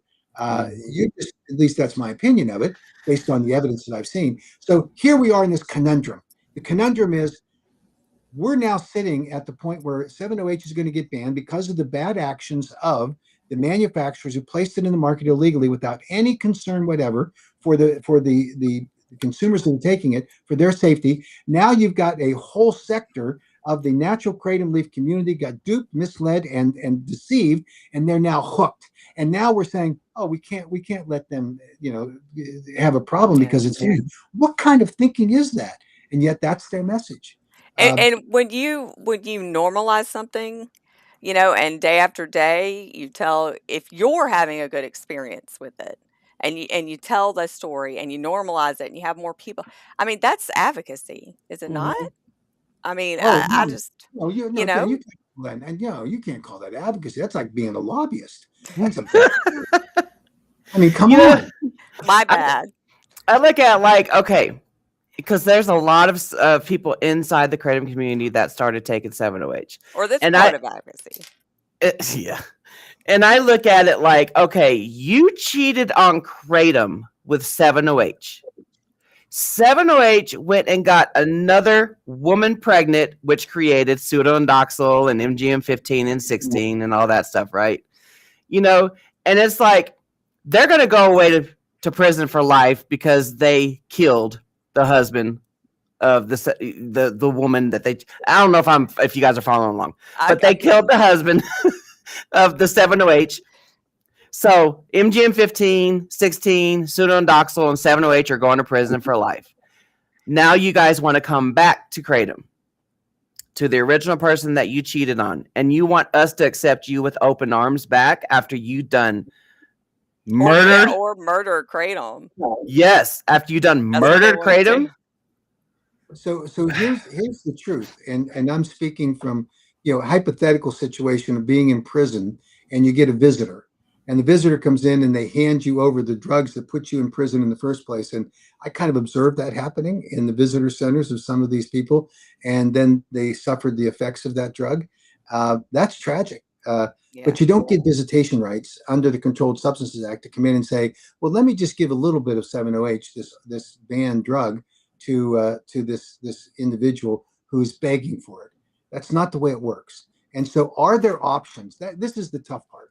Are there options? You're not going to find the option at a convenience store. No. The options can be found when you go to your physician. You say, look, I've got a problem with chronic pain or acute pain, whatever it is, and I need to find an answer. Some people will be able to go back to natural kratom leaf products, and they'll just reconfigure their needs to that. Some will be able to do that. Some are now trapped because of the deliberate actions by the 7-OH manufacturers to hook them, all in the name of the almighty dollar. And they're now suckered in, and they are fully addicted, and that's going to take treatment. And if anything, the 7-OH people, when they're writing their checks, ought to be thinking about what it's going to cost them in order to fund the treatment. And I think the government should take a hard look at going after those people. And certainly consumers ought to take a hard look about having been addicted to these products that were never on the market legally, to be compensated for what they're going to have to go through. It's awful. I get it. And in fact, I feel terrible about the situation that many of these people are in. But it was not of their making, other than they weren't accountable for looking at what was obvious in front of them. Oh, I just took this kratom product and man, it whacked me. They lacked informed consent, Mac. There was no informed consent when this came out to market. I agree. And I think that's why they could make a good argument for litigation against these 7-OH manufacturers. Narco-terrorism might be in there too. Yeah. Honestly. But a lot of, per our advocacy, Mac, what people are doing are, I explained this last week. There's like different camps here. They will, to get off 7-OH, they will use a lab tested metragenine full spectrum extract. They will use that for the first 3, 4, 5 days, something like that. Then they will transition onto the whole leaf powder, and then they will just taper down from there if they're just done. But most people will just stay on the powder. They won't go back to touching extracts, and they definitely won't go back to touching 7-OH. But then you have this other camp over here that will just go straight to, just taking a full spectrum extract, and just be fine with that, And then you have the third camp that gets on mat treatment. Yeah. So, but it's doable. There are options out here. There are options. So Andrew Kolodny will be there to welcome them into his Suboxone treatment programs, and that's unfortunate. And something about Kolodny was very interesting. He's now in bed with Dean Francis, obviously, and he was on a kratom sobriety podcast talking about and repeating the same kind of misrepresentation, in my opinion, about his experience in treating patients, because he stood before the Suffolk County and has now in this podcast talked about this, that when he's gotten back into treating patients, which he said he did about a year ago, he said that every one of them that's presented that comes to him is addicted to kratom. That's what he says. And he repeats it. Now, he kind of blew the whistle on himself when he was describing in Suffolk County, where he said, my patients are ones that I am asked to come and advise on for patients who come to the hospital, tell the doctor that they're addicted to kratom. He said, and my responsibility is I'm a consult. So he's not the doctor that screened the patient, right? The patient shows up and self-declares they're hooked on kratom, whatever, and that could be 7-OH, obviously. He admits that 7-OH is part of this. Yep. And then he says, but all 100% of my patients, well, it's because, that's a self-selected category, isn't it? I show up and I tell people the checkout line here at Walmart is only for potato chips. Then I can say, I only check out potato chips. I mean, what is this guy doing? Now, my analogy is not as good as yours. My goodness, this guy wants to sit with a straight face and say to people, yeah, all my patients are hooked on kratom. He's standing at a bed with the patient who was entered into the facility, claiming they're hooked on kratom, probably 7-OH, telling another doctor, the doctor asked for Kolodny to come in on a consult, and 100% of his patients are addicted to kratom. This guy, and by the way, there's no way a professional scientist who understands statistics and how patient statistics are reported would say that with a straight face. He knows what he's saying is not true. Yeah. He knows it, but he doesn't care because this is about selling the message that he's now on this crusade along with Dean Francis. Look at that, partners on a boat.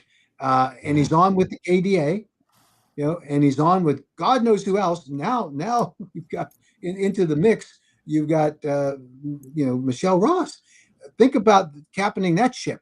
This is going to go down, but we need to make sure that they're held accountable for every goofy thing that they're saying today, and including Kolodny getting up there and just making up whatever stuff he wants to make up in order to support his claim that kratom is an opioid. And what does he do? He justifies it in a 2014 textbook that doesn't say what he says it's saying. He says that none other than FDA Commissioner Scott Gottlieb said it was an opioid, and he bases it on a computer model developed by the career staff at the FDA, which was roundly excoriated by other scientists in the field, said it's nonsense. And then he says, well, if they said it, it must be true. Now, as a scientist, he knows that science evolves. He knows that we have more informed science present today, but he wants to put on blinders. And so I don't know. Now I need $100 bill. This is his blinder. Yeah. He cannot see past this. He's looking at bucks to be consulting on these, criminal trial cases or the product liability cases with respect to 7-OH and kratom. He just wants on the bandwagon. Yeah. That's all this is about. And we're It's going to fight back. mind-blowing seeing people like anybody get up and say the things that we've seen over the. Did you see that Dr. Michelle All? I don't know how you say her last name. The lady that was in the Georgia hearing, the Blue Ribbon hearing, she, praised him on her X account. She praised Kolodny. Yeah, because she doesn't know any better. I mean, this is what happens in legislatures. Somebody, loms on to some discussion or some talking point, and it's true for the legislators get duped into thinking because some mother or dad comes to them and cries and says, my kid died of kratom, they don't look behind it. They don't look at the statistics or the data. They just say, oh, then we're going to go ban it. And this is what I think that Representative Ah is involved in. She hears Kolodny, she says, well, let's just go ban that stuff.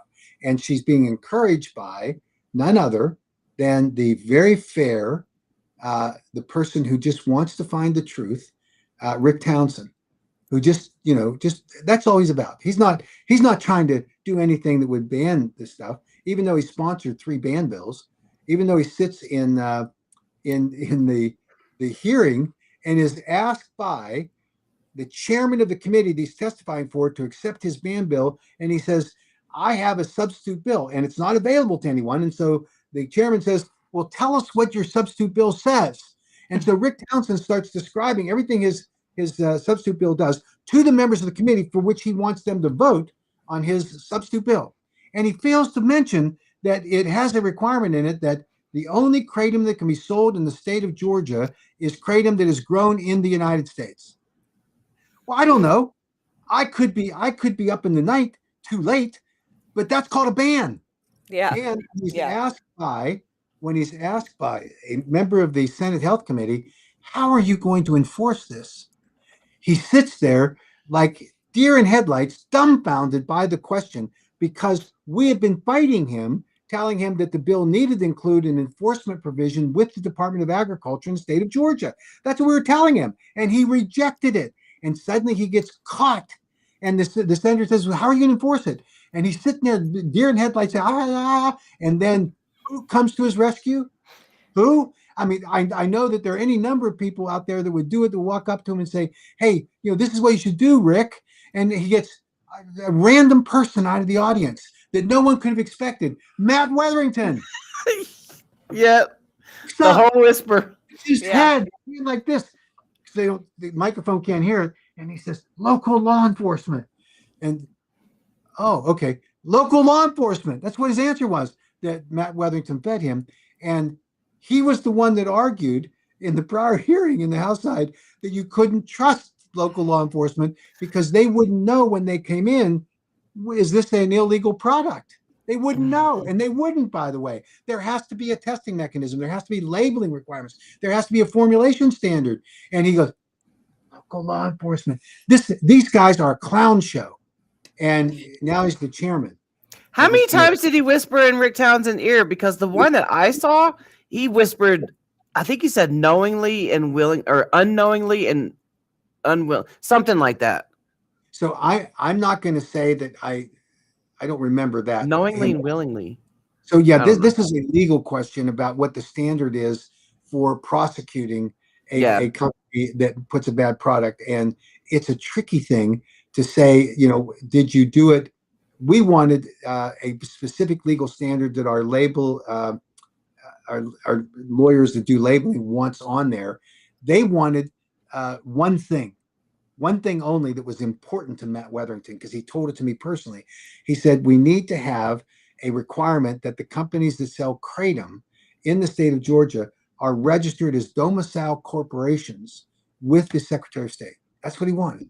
Now, why did he want that? Because when he sues them, they then in the jurisdiction of the courts if they're domicile manufacturers.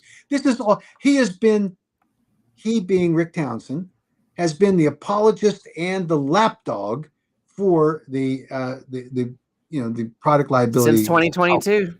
Yes, since 2022. Now I'm going to have the chance to testify, I'm told, on the 21st of August in Rick Townsend's hometown, where he represents the area, where he's holding his second public hearing for the Blue Ribbon Commission on youth exposure to kratom. So I'm looking forward to that opportunity to help the chairman. Bring your dots. I will. So I keep them handy all the time. Yeah. Bring your dots. Because it's about youth exposure. Yeah. About not just that, youth exposure that 6 emergency room doctors all conclusively said was kratom. One of them. In Georgia. Yes. So I want to know if the chairman's going to bring those 6 emergency room doctors to explain why the hell they call it a kratom exposure when it was dots.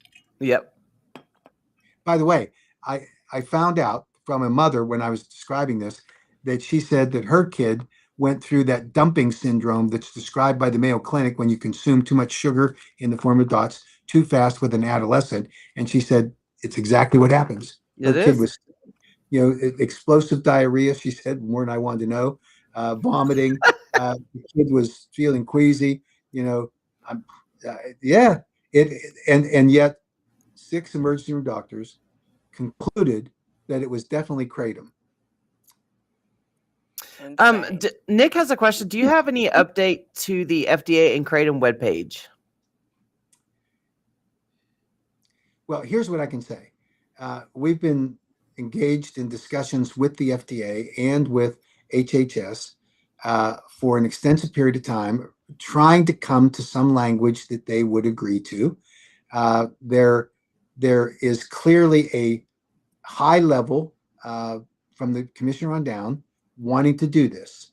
The lawyers that work at the FDA are arguing that to make changes on that website would risk the FDA looking as though they are endorsing kratom as a product. Now, that's nonsense, because they can put language up there, and they do it for numerous products that simply says what the rules are. And in this case, the rules are that kratom is allowed to be sold, not banned from the marketplace the way it says now. So they're not endorsing the product. They're just simply saying what the regulatory framework is. So what we were told is that when and if, but really when, the DEA schedules 7-OH, that then they would proceed with changes to the FDA and kratom website that would align with the marketplace. And if they do that, great. Now, we know that we expect that date will be August the 5th, when the final rule will be established. And this is important. We get to the end of the 30 days, and then there has to be a second notice where the DEA says, we are now proceeding with the scheduling, the temporary scheduling of 7-OH in the limits that they've specified. and they're doing the second scheduling for Sudendoxil and the other mid 45. I'm sorry, not this is mid 45, MGM 15 and 16. So that's what they'll do. Now that takes a second Federal Register notice. These are not judicial; they can't be reviewed by the judiciary, and there's no public comment period on that. So that's just where we'll be for the next couple of years once that happens. So hopefully, when all of those things happen, assuming that the HHS docket does not comment docket does not return some alarming thing that needs to be fixed, which might take a little bit of time for the DEA on the 708 level on the one thing. The other one will go through because there's nothing. The HHS comment period does not do anything about the Sudendoxil or the MGM-15. Those are going to get banned as of August the 5th. The 708 level might be a subject of controversy. All that to say, whenever all of that gets wrapped up, the publications are made, then we're hopeful that the FDA will move as quickly as they can to correct a website that is misleading, it's wrong, and it's being used inappropriately by state and local governments to ban kratom. It's happening. Yeah. It's happening. They're trying to do it in Ohio. We're in trouble in Michigan and Minnesota and New Mexico. So these are all things, and numerous local governments. So we're hopeful that that's going to happen on that timetable. But we are engaged in active negotiations on these things. And to the extent that the 708 community wants to come in and say, oh, the AKA has been advocating for 708 to be banned, swear to God, that's true. Absolutely true. We've been fighting hard for it. Blame us if you choose, but we're trying to protect the public, not protect industry. We don't care if you buy a natural leaf kratom product or not. But when you buy a natural leaf kratom product, it's not going to be mislabeled and mischaracterized as a safe product when it's actually 708. That's our objective. Dana, what are you referring to? I don't know what you're referring to. You know, the other thing I want to say is that the 708ers, okay, so you know how it's got the 1 milligram cap in the DEA register thing? You know, Yes. Does that mean if there's a 1 milligram cap, can the products that are on the market today be sold as 1 milligram tablets? 708 products. Yes. Sure. So they can't even be happy with that, you know? Because it doesn't do anything. I mean, you're talking about the difference between 0.5% and 1%. You know, that's sort of the gap. It's not going to do anything. They don't want to sell 1 milligram serving sizes. That doesn't do anything to anybody. I mean, I can see the people that take like 500 milligrams a day don't want to have to chew up 500 pills. You know, I can see that. That's 7.5 milligrams doesn't do anything to you. Oh, I think I know what she's talking about. So yeah, I don't know what Dana's talking about. Sorry, Beck. 7.5 milligrams is Vince Sanders' initial product. When they tested his product, it had 28.5 milligrams in it. So, you know, the DA is going to do the right thing here and say, here's the level at which 708 is capped. And you're either at 0.5% or 1 milligram per serving, and that's going to take out the market. But they can still sell products that have that limitation on it, no question. I have no doubt that Vince has already pre-planned his next grift. You know, he's got the pattern of grifting. It reminds me of some other people in the community, but they got the pattern of grifting. You know, he's gonna, if he doesn't get charged with narco terrorism, you know, he's already on to his next product. So I don't know about that, but I do know that in the interview that he did, where he disclosed there was no science, they were just using people as guinea pigs, he also said that he was amazed that the 708 racked up all of these sales. This was in 2022, I think. He started to see it. So it sold out of anything that he compared it to in the cannabis industry. Never seen a product enter the market and just rack up those kind of sales. That's what he was talking about, is sales. So this is just the crazy. And then he upped his ante by doing the billboards. You know? And it's like, that is typical drug dealer behavior. Of course it is. Of course it is. Taylor has, if Ohio makes it until January when DeWine is out of office, do you think the BOP will back off? Well, No, the Board of Pharmacy is going to continue its crusade, and the only restraint that we have on them now is litigation. So we filed our first lawsuit. The judge in that lawsuit signed off on the agreement we had that natural kratom leaf products were going to be allowed to be sold in the state of Ohio. They were not covered by the ban. It was only 7-OH. Question that arose was about beverages. And so there was a second lawsuit filed, and we let the Global Kratom Coalition take the lead on that. The judge has not yet issued his final opinion on it, other than I'm aware of a discussion that took place in the judge's chambers where he said to the Board of Pharmacy that any product that was allowed to be on the market prior to your rule is going to be allowed to be on the market in Ohio today, whether it's a natural leaf product and a beverage, and not violating the 7-OH limit. So I think we're relatively safe. We're waiting to see what the GKC lawsuit develops and what the judge's opinion is and what the final order is. But we also heard from the in the testimony where the Department of Agriculture representative defended what the Board of Pharmacy was doing, saying that they were initiating their rules consistent with what the Board of Pharmacy was saying, where they say at the Department of Agriculture that you cannot sell a kratom product in any food store. So if you have a Circle K that sells prepared sandwiches, or for that matter, sells a hot dog, you can't sell kratom there. You can walk straight across the street to a health food store or a smoke shop and you buy it. That makes no sense. And then you have the corollary argument that the only kratom that you can sell in the state of Ohio has to be in a clear plastic bag. It cannot have any directions for use on it, and it can't be for human consumption. This is insanity. So we've filed another lawsuit. If we haven't, we will the first of the week, against the Department of Agriculture, because we need to stop the insanity. The legislature is incensed about the way the Board of Pharmacy has behaved. And so I think you'll see when they get back from their recess action that will supplement what the courts are doing right now. But we've got to put into the put the issue before a judge and get a ruling, because this, again, conflicting regulatory schemes in place in Ohio that have to be controlled. Same is true in Florida. There was a lawsuit filed, I think, on Friday in Florida, because the Department of Agriculture there is, doing things that don't make any sense.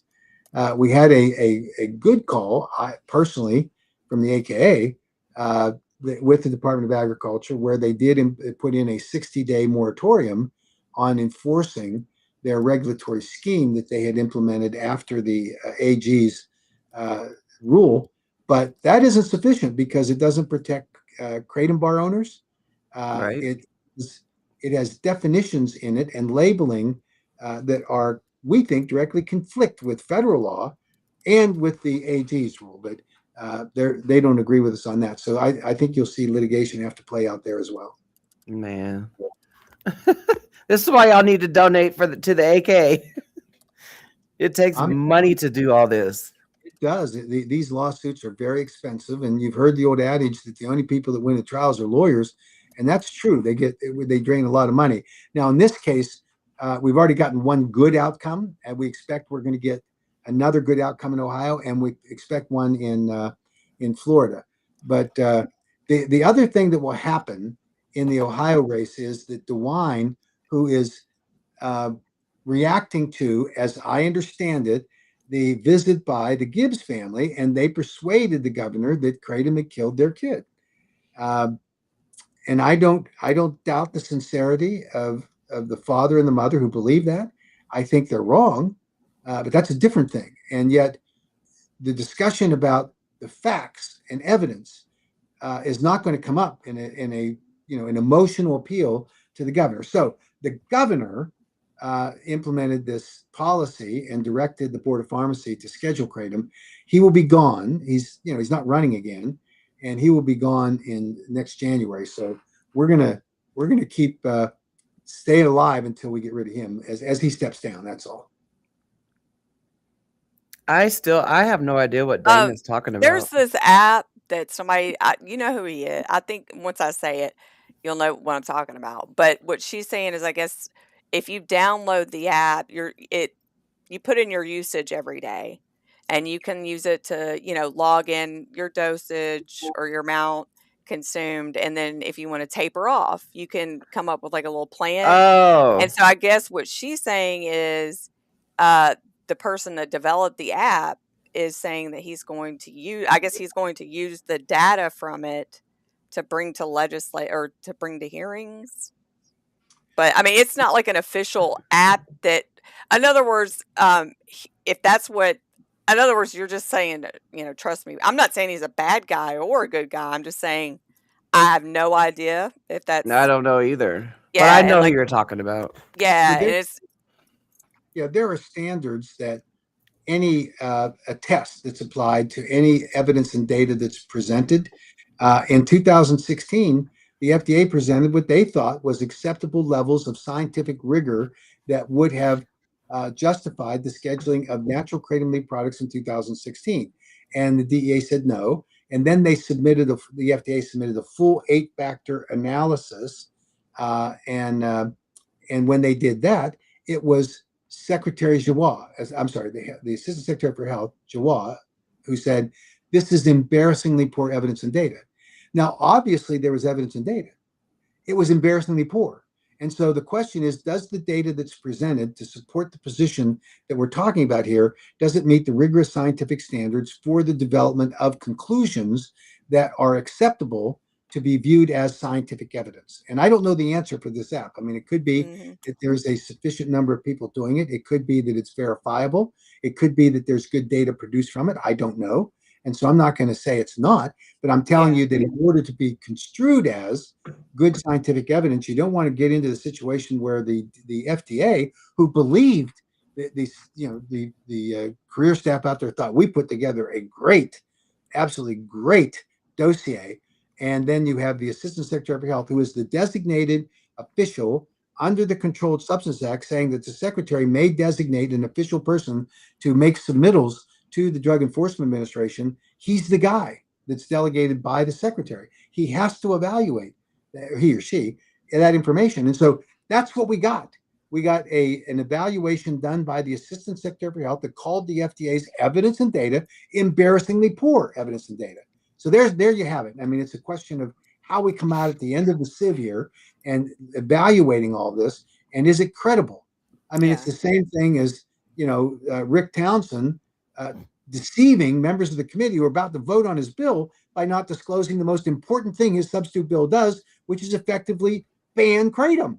And he doesn't disclose that. And so would you call that a well-developed legislative proposal? No. Dr. Jawad would call that an embarrassingly poor legislative proposal because it doesn't meet the standards that you expect for the right thing. Just like Rick Townsend wanting it being sold behind the pharmacy counter. That was a de facto ban. Well, let me tell you something that's even more significant of that. He said that the pharmacist agreed with him and said that's what should be done. The Pharmacist Association lobbyists called our lobbyists and said, we never had such a discussion and never made that recommendation. Maybe he walked down the streets of Brunswick, walked in and says, I'm Rick Townsend, I hate kratom. Do you want to start selling kratom from behind the counter in a pharmacy? And maybe that pharmacist said, yeah, Rick, no problem. And that's what he gets. The pharmacists want to do this. They do not. And here's why. Under the federal law, pharmacists have liability insurance. Yeah. And they're not going to accept the liability of selling kratom if it's not properly regulated. And they don't want any parts of the sale of it because they are selling prescription medications that are approved by the FDA. And now all of a sudden you're going to tell them that they're going to sell this other product that exposes them to legal liability. This makes no sense. And yet he'll sit there and say, oh, I think the pharmacist should be behind the counter. Give me a break. It's already required to be behind the counter. And he's saying, well, you can't let some kid from behind the counter advise people on why or how they should use kratom. He's right. I don't want some kid telling me that. It's not the kid's job. The kid's job is to make sure you're 21 years old. Produce your license, show me you're 21, and then that's it.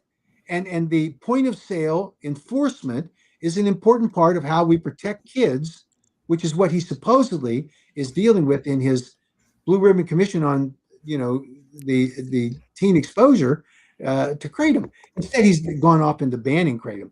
I mean, did you Mhm. hear anything from Kolodny that talked anything about kids? Nope. No. This was all No, about banning. none of them. The whole first study wasn't even about youth exposure at all. Nope. This is just Townsend's got his way. He's head honcho sitting up there, and he's getting his little wave up. He probably threw a tantrum doing that. Yeah. And not once. Not once. He reminds me, and I've forgotten the name of the show, but Boss Hogg. Boss Hogg was in charge. He's Boss Hogg. Yeah. He just walks in and thinks he owns everything, and he don't. And every time Boss Hogg got embarrassed, which was on every show, I don't know what to make of that. There's got to be some. I mean, because you're constantly seeing Matt Wetherington, I can't even say his name. Matt Wetherington there, or his colleagues from the Wetherington law firm there. They're all peas in a pod. Yeah. So here's at least my view on this. I think that Townsend can invite anybody he wants to come and talk, but it is his obligation as Chairman Boss Hogg to make sure it's fair. He has to do that. Yeah. And did anybody think that when you have 12 witnesses and 9 of them are anti-kratom, that was fair? It's not that he couldn't get a more balanced panel. He didn't want to. And so Chairman Boss Hogg just said, I'm going to put on a show. And he's going to do another one on August 21st. But he at least promised me that I'll have a chance to testify. And he said he had a very prominent anti-kratom person. I hope it's Dean Francis. Mm-hmm. I cannot wait. Yeah, but he's got somebody who knows who it is. Are you guys going to be wanting advocates to show up again, or is just because it's so up in the air? Yeah, we just found out on Friday he wants to leave some time for consumer testimony.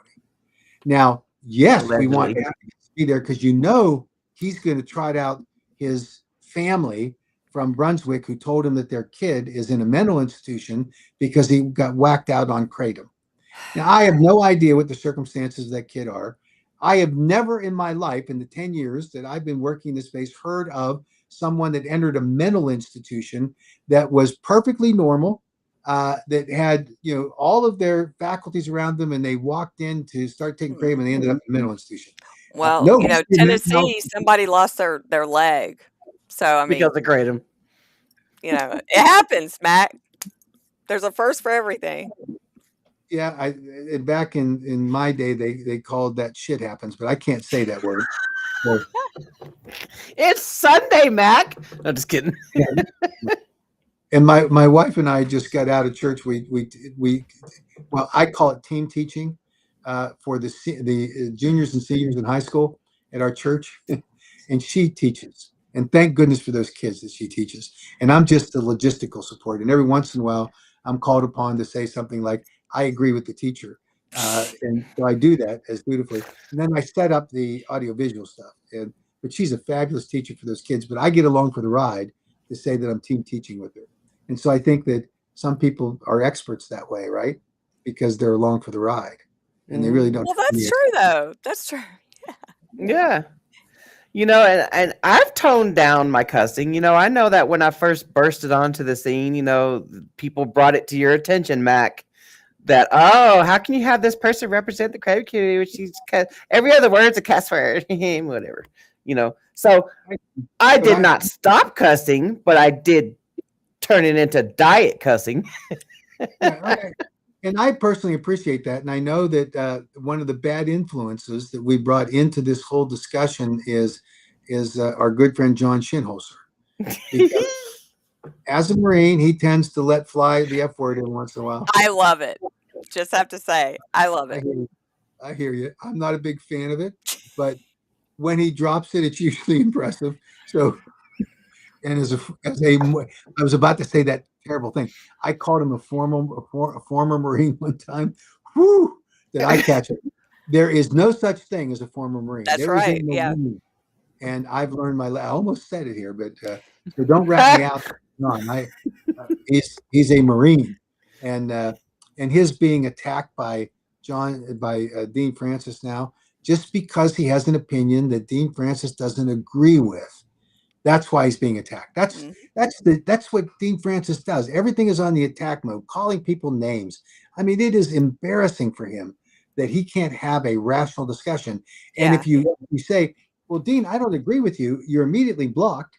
So you can't complete the sentence and nobody can see what you said, because when he blocks you, it strips out all of the comments. And If I can, through my 7 years of advocacy, if I can learn to mature myself like I have, Dean, you could do the same thing. Put a muzzle on your chihuahua. You're over there ankle biting everybody. You know, stop it. Sit back and learn. Chill. I heard his voice on the 911 call, and this is the father who obviously was panicked for the safety of his son and his wife. At one point, he tells the operator that Cameron bumped his what appears to be referencing his wife. These are tragic crises that happen. But then to walk out and act like it didn't happen, act like never was 7OH. He said it multiple times, not 7OH. Yeah. Now it's an evolving story. And now the latest thing Cameron told me was he started out on a product that he purchased that was on the AKA website. He cited the name of the company, and he said that he purchased these products. They were based in California in 2017. We didn't create the GMP program until almost 2020, late 2019. So that name wouldn't have been up there. He's gone on the website and seen it now. So he said it was naturally creating products. So I told him I would. I said, I'll go back and look. The company that he referenced on the website was never in California. So he was adamant. I bought it from a company in California, because I was saying, what did you buy? And he said, and he gave generic names for the product he was buying. And it didn't give any specific reference to a specific product that we could have gone back and looked at. So that embarrassed him. And so now he's saying, well, yeah, it was natural leaf, but it was only natural leaf. And I said, how do you know that? How do you know it wasn't an improperly extracted product that was highly concentrated extract that could do what you're suggesting that it happened? And then it wasn't that. And then he says, oh, it was OPMS. That's his latest one. So he keeps escalating, changing the products, what products he was taking.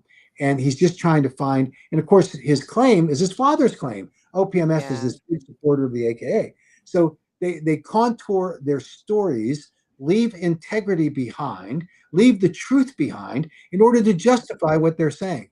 And when I say, well, your father said that it was natural leaf, not 7OH, I don't remember the exact words he said. I said, well, that's my dad talking about the situation where things just kept moving from one thing to another.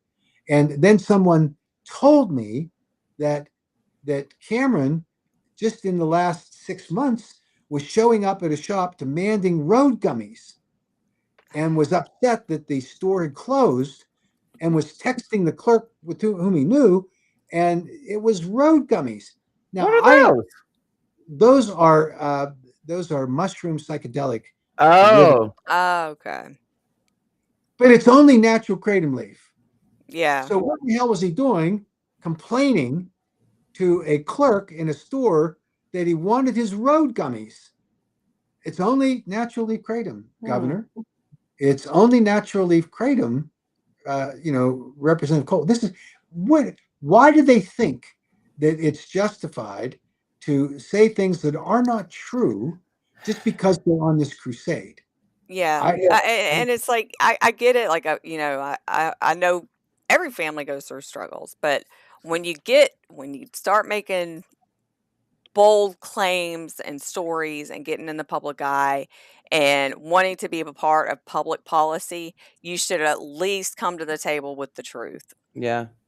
And then we get called bullies because we break that. We shatter their lies, and then we get called bullies for that. Like, you literally came on public platforms to say this stuff, and you weren't expecting people that have been saved by kratom to attack you.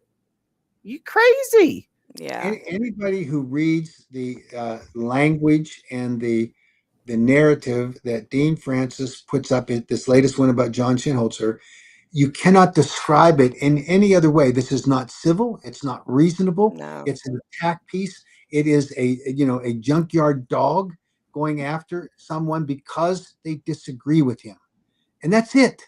And Yeah. and there's no credibility, in my opinion, for anyone to give the least bit of credence to what he's saying, because it changes every time you say, well, here's a piece of evidence that says what you're saying is not wrong. And so then Dean Francis the next day says, well, I never said that. This is it. Let's look over here at this shiny object, and then you'll know that what I'm saying is true. The story changes every time it's convenient for it to change. He's never accountable for what the truth is or what the evidence is, and he doesn't care, because this is about, we've got to save people from this awful substance called kratom, and he keeps escalating the battle. Now, one interesting thing is that when you delete people or block people, it makes your statements less interesting, I think. And I saw somebody sent me some screenshots of something you're saying, and there were 0 people reacting. Where when we were going back and forth, we had hundreds of people that were reacting. So maybe there's a silver cloud in all of this. Maybe people are starting to kind of see, man, this dude is a little bit unhinged. You know, I mean, because there That's are those the thing, people. though. Yeah, that's the thing is that.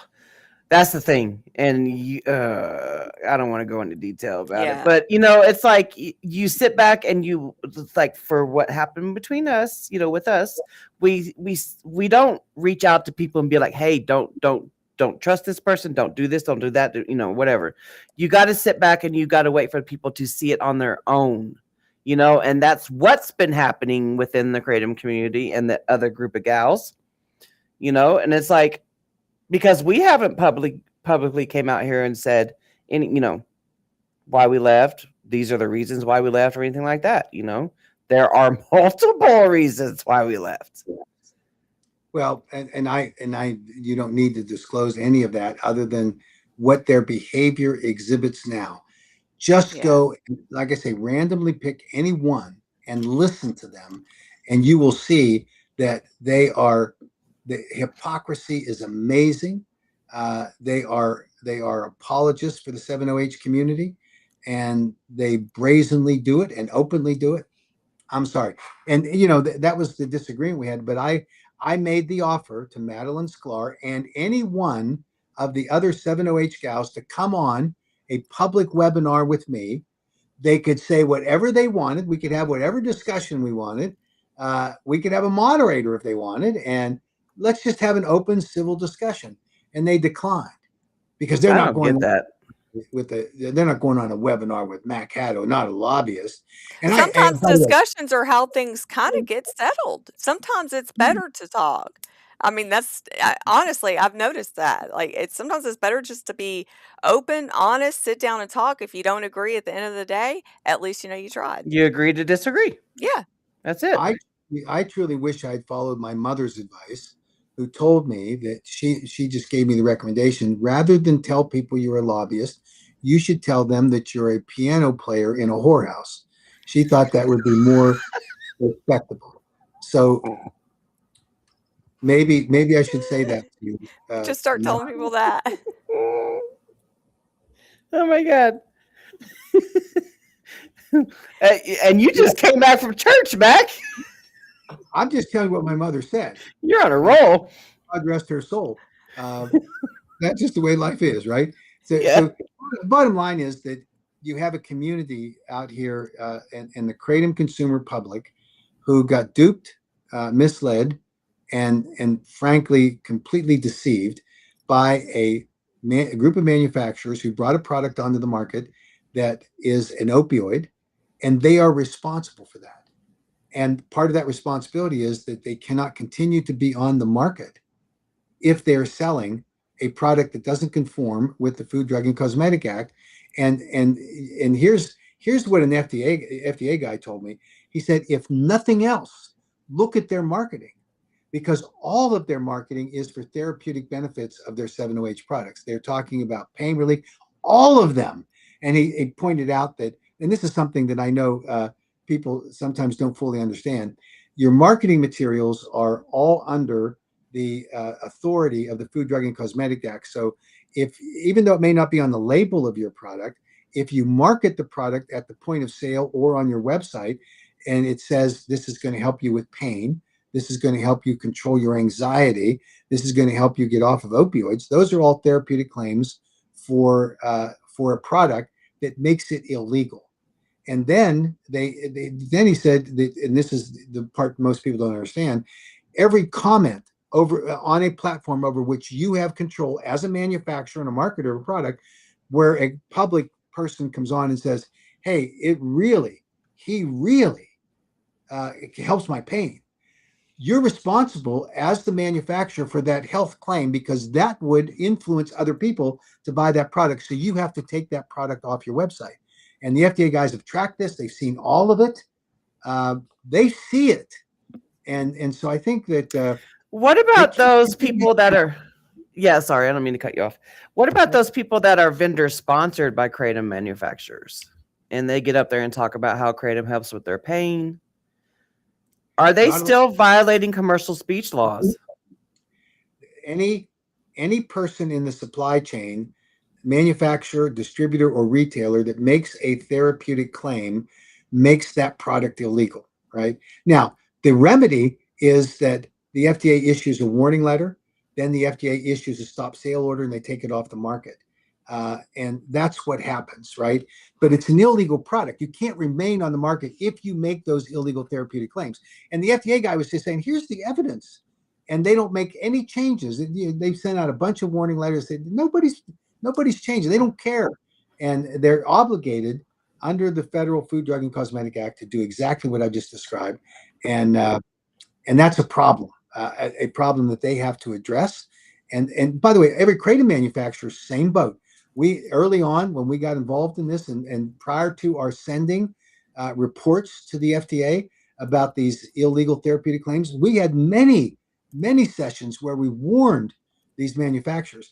And what we heard back consistently was, nobody enforces that. And don't worry about it. And why are you so upset about this? Well, it's because it's the law. So this is the other part of the law.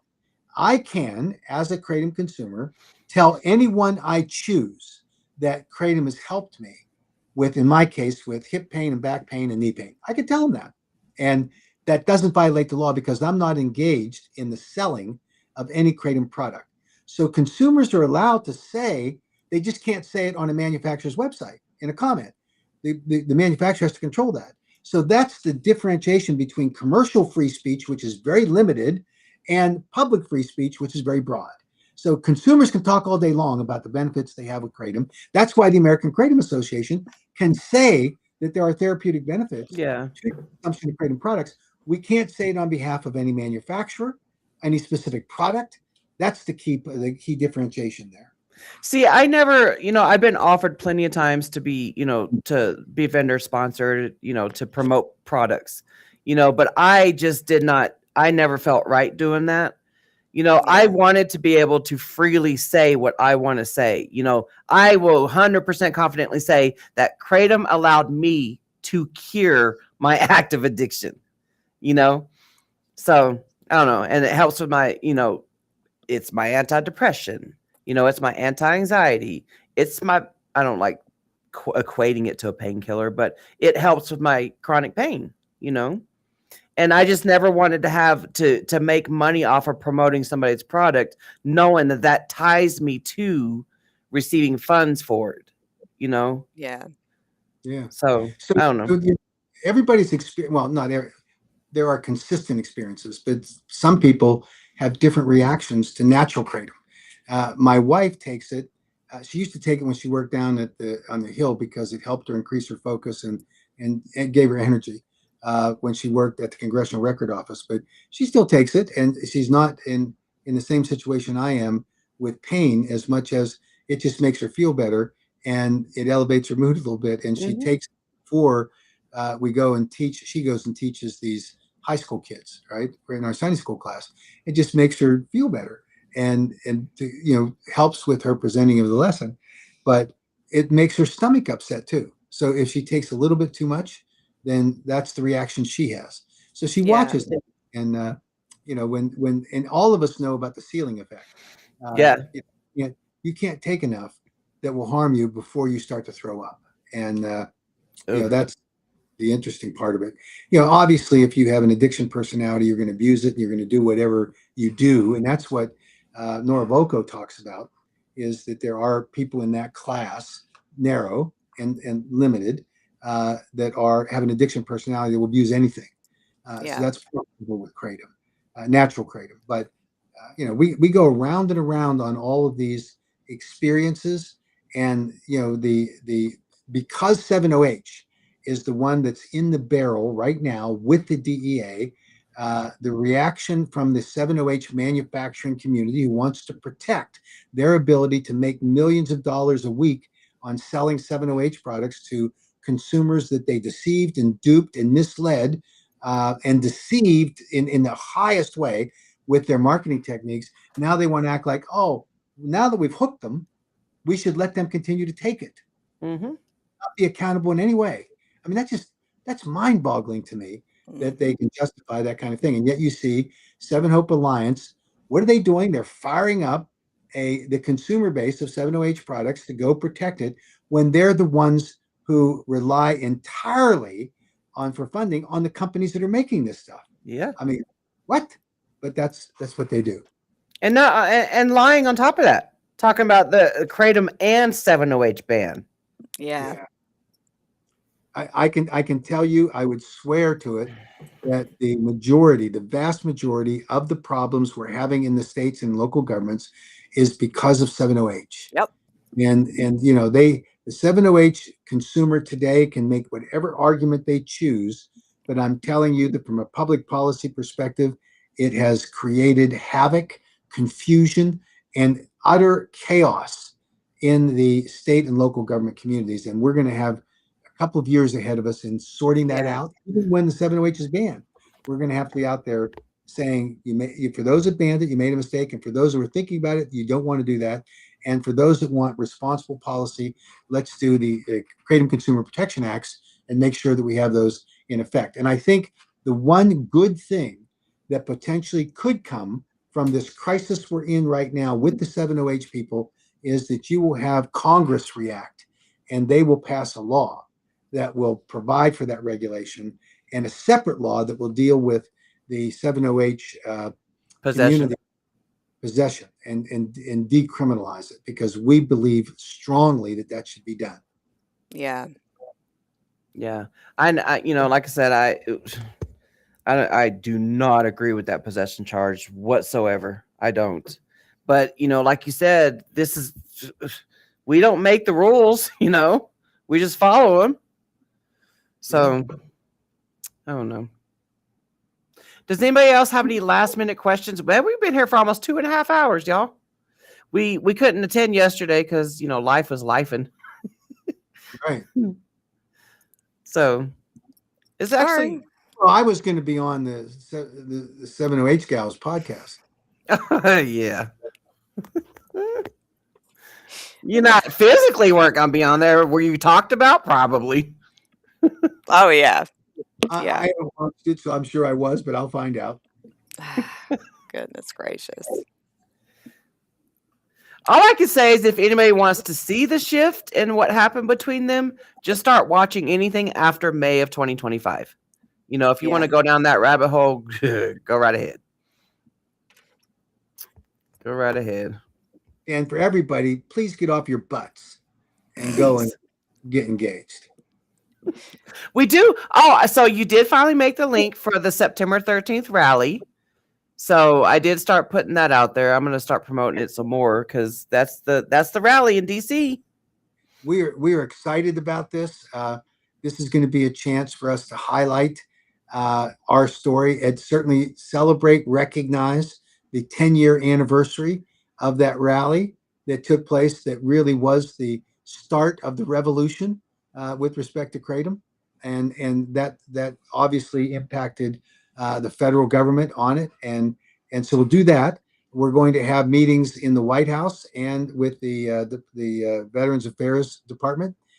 We have gotten a commitment from the House Veterans Affairs Committee to hold a roundtable discussion with the veterans who are coming into town, and they're going to talk about their experience with Kratom. It's a fabulous thing. Nice.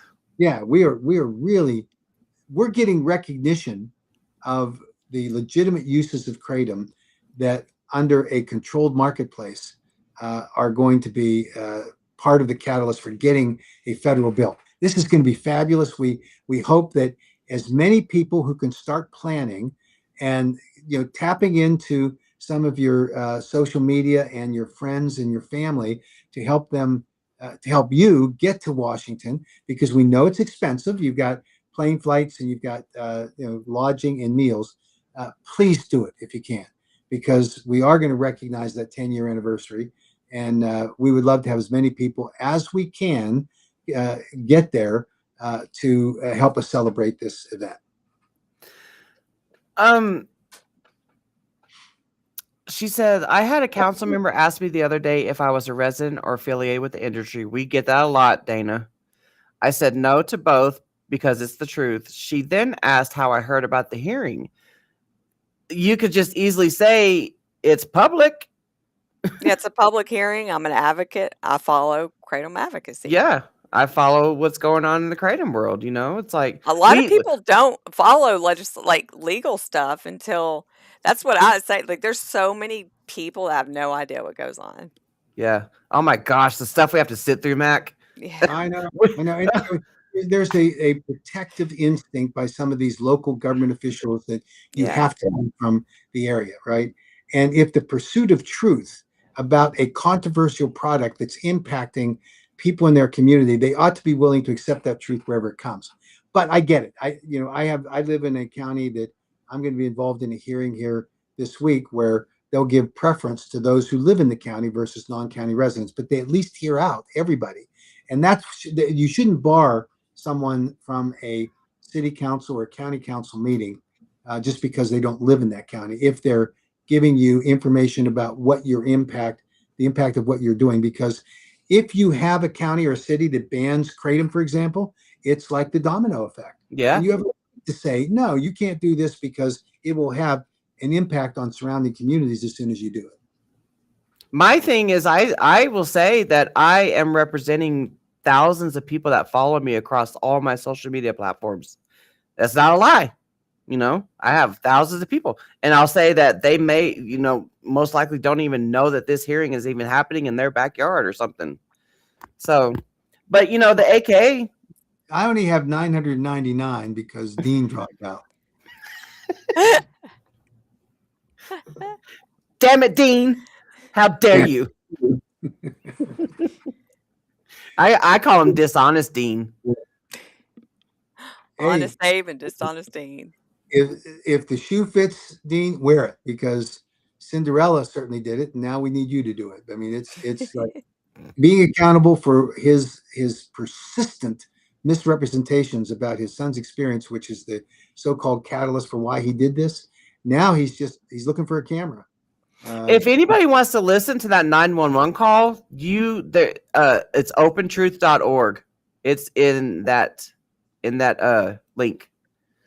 Everybody should go and see the opentruth.org website. Everybody. It's beautiful, beautiful website. Beautiful it has website. A lot of info. It does. It's like fabulous. Dr. Hayes says his feet are too small for the slipper. Oh, goodness gracious. I'm not going to get there at all. But Heidi, thank you. That's a very entertaining comment. We did, talking about freaking Kolodny, because I put Kolodny and Dean, and they're like brothers. I swear they could be brothers. But we won Suffolk County. Yeah. We won there. We're winning a lot of places. I mean, we fought the battle in Michigan, and we won on the ban because you had Patty Wheeler up there parading like the queen of the house. And she was saying, ban it. And she didn't win there. We had the same thing in Minnesota. They did not win there. In Utah, they didn't get their ban bill. And we're going to have to undo the nonsense they did there. In North Carolina, they're not going to get their ban bill. In South Carolina, they didn't get their ban bill. I mean, Florida, they didn't get their ban bill. What are they talking about that they win all these places? Now, we did get bans obviously in Tennessee and Kansas. We don't like those. We don't think that they're justified, and we're going to be back at it. But we know that they were predicated in different circumstances on misrepresentations made by people that are just trying to get rid of kratom entirely. And I think we're going to be back with a better experience. When we talked to the governor's office in Kentucky, they got it. It was a bad bill that got slipped in at the last day, and all the Dean Francis just touted, we did that. No, you got in a last minute insertion of a provision that called for banning kratom that now got stayed because the governor said, I'm going to wait till next year and let's have a full hearing on it. We didn't have an opportunity to know it was even happening. It was slipped in the last day, and the sponsor admitted to the governor, hey, I just did it because someone asked me and I thought it sounded like a good idea. And they were funded by the government, so we thought that was a legitimate thing. And now there's going to be a full evaluation of the science.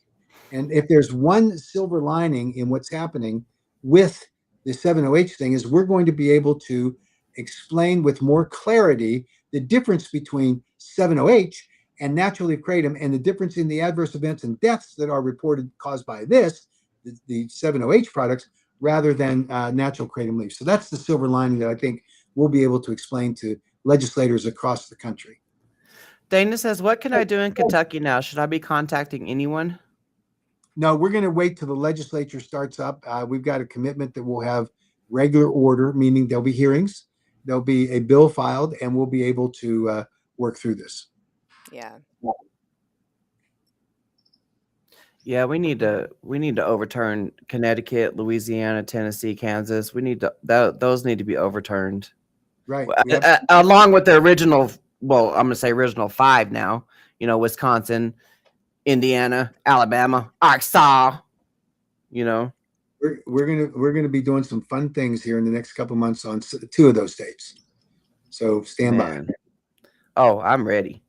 Yeah. I'm ready. And just talking about how the DC rally on September 13th is the 10-year rally, and I'm just sitting here thinking that's 10 years of progress that 7-OH knocked off a few years from that. Yeah. Yep. And some of those original people at the 10-year rally consumed 7-OH probably. Not even realizing that 7-OH is what knocked down your damn progress. So there's no difference between a person who is literally now hooked on 7-OH because of the deception, and a regular kratom consumer, because many of them believe the deception. They're not guilty of anything other than they thought it was real, and they got hooked. Can you elaborate on the metragenine pseudoindoxyl nonsense? After this, I got to jump. So in the federal rule, there is a standard that says in the 7-OH rule that any pseudoindoxyl is illegal. So the argument that's being made by Michelle Ross is that all kratom is knocked out. There are numerous arguments that defeat that proposition. Most importantly, the 7-OH, the standard for pseudoindoxyl, is in the actual language of the rule, which says that this does not apply to natural kratom leaf products. And the fact that there may be, with a highly sensitive, very expensive testing machine that will show the presence of pseudoindoxyl, then that's not going to knock it out. And for those circumstances where you can identify the presence of pseudoindoxyl, they're going to look at what the level of pseudoindoxyl is in the natural kratom leaf product, and it's not going to be violative of any standard. The DEA can clean this up, obviously, but there is no threat based on the purpose for which the rule was published, which is clearly articulated in the rule, that natural kratom leaf is not part of this rule. And if natural leaf kratom has a trace amount of 7-hydroxymetrogenine, which it does, and has even a lower amount of pseudoindoxyl, then it doesn't count. And by the way, it doesn't count if they go out into a product and they find something that's been on the shelf for a year and a half, and they test it and it says, oh, somehow the oxidization over time has created an increased level of pseudoindoxyl.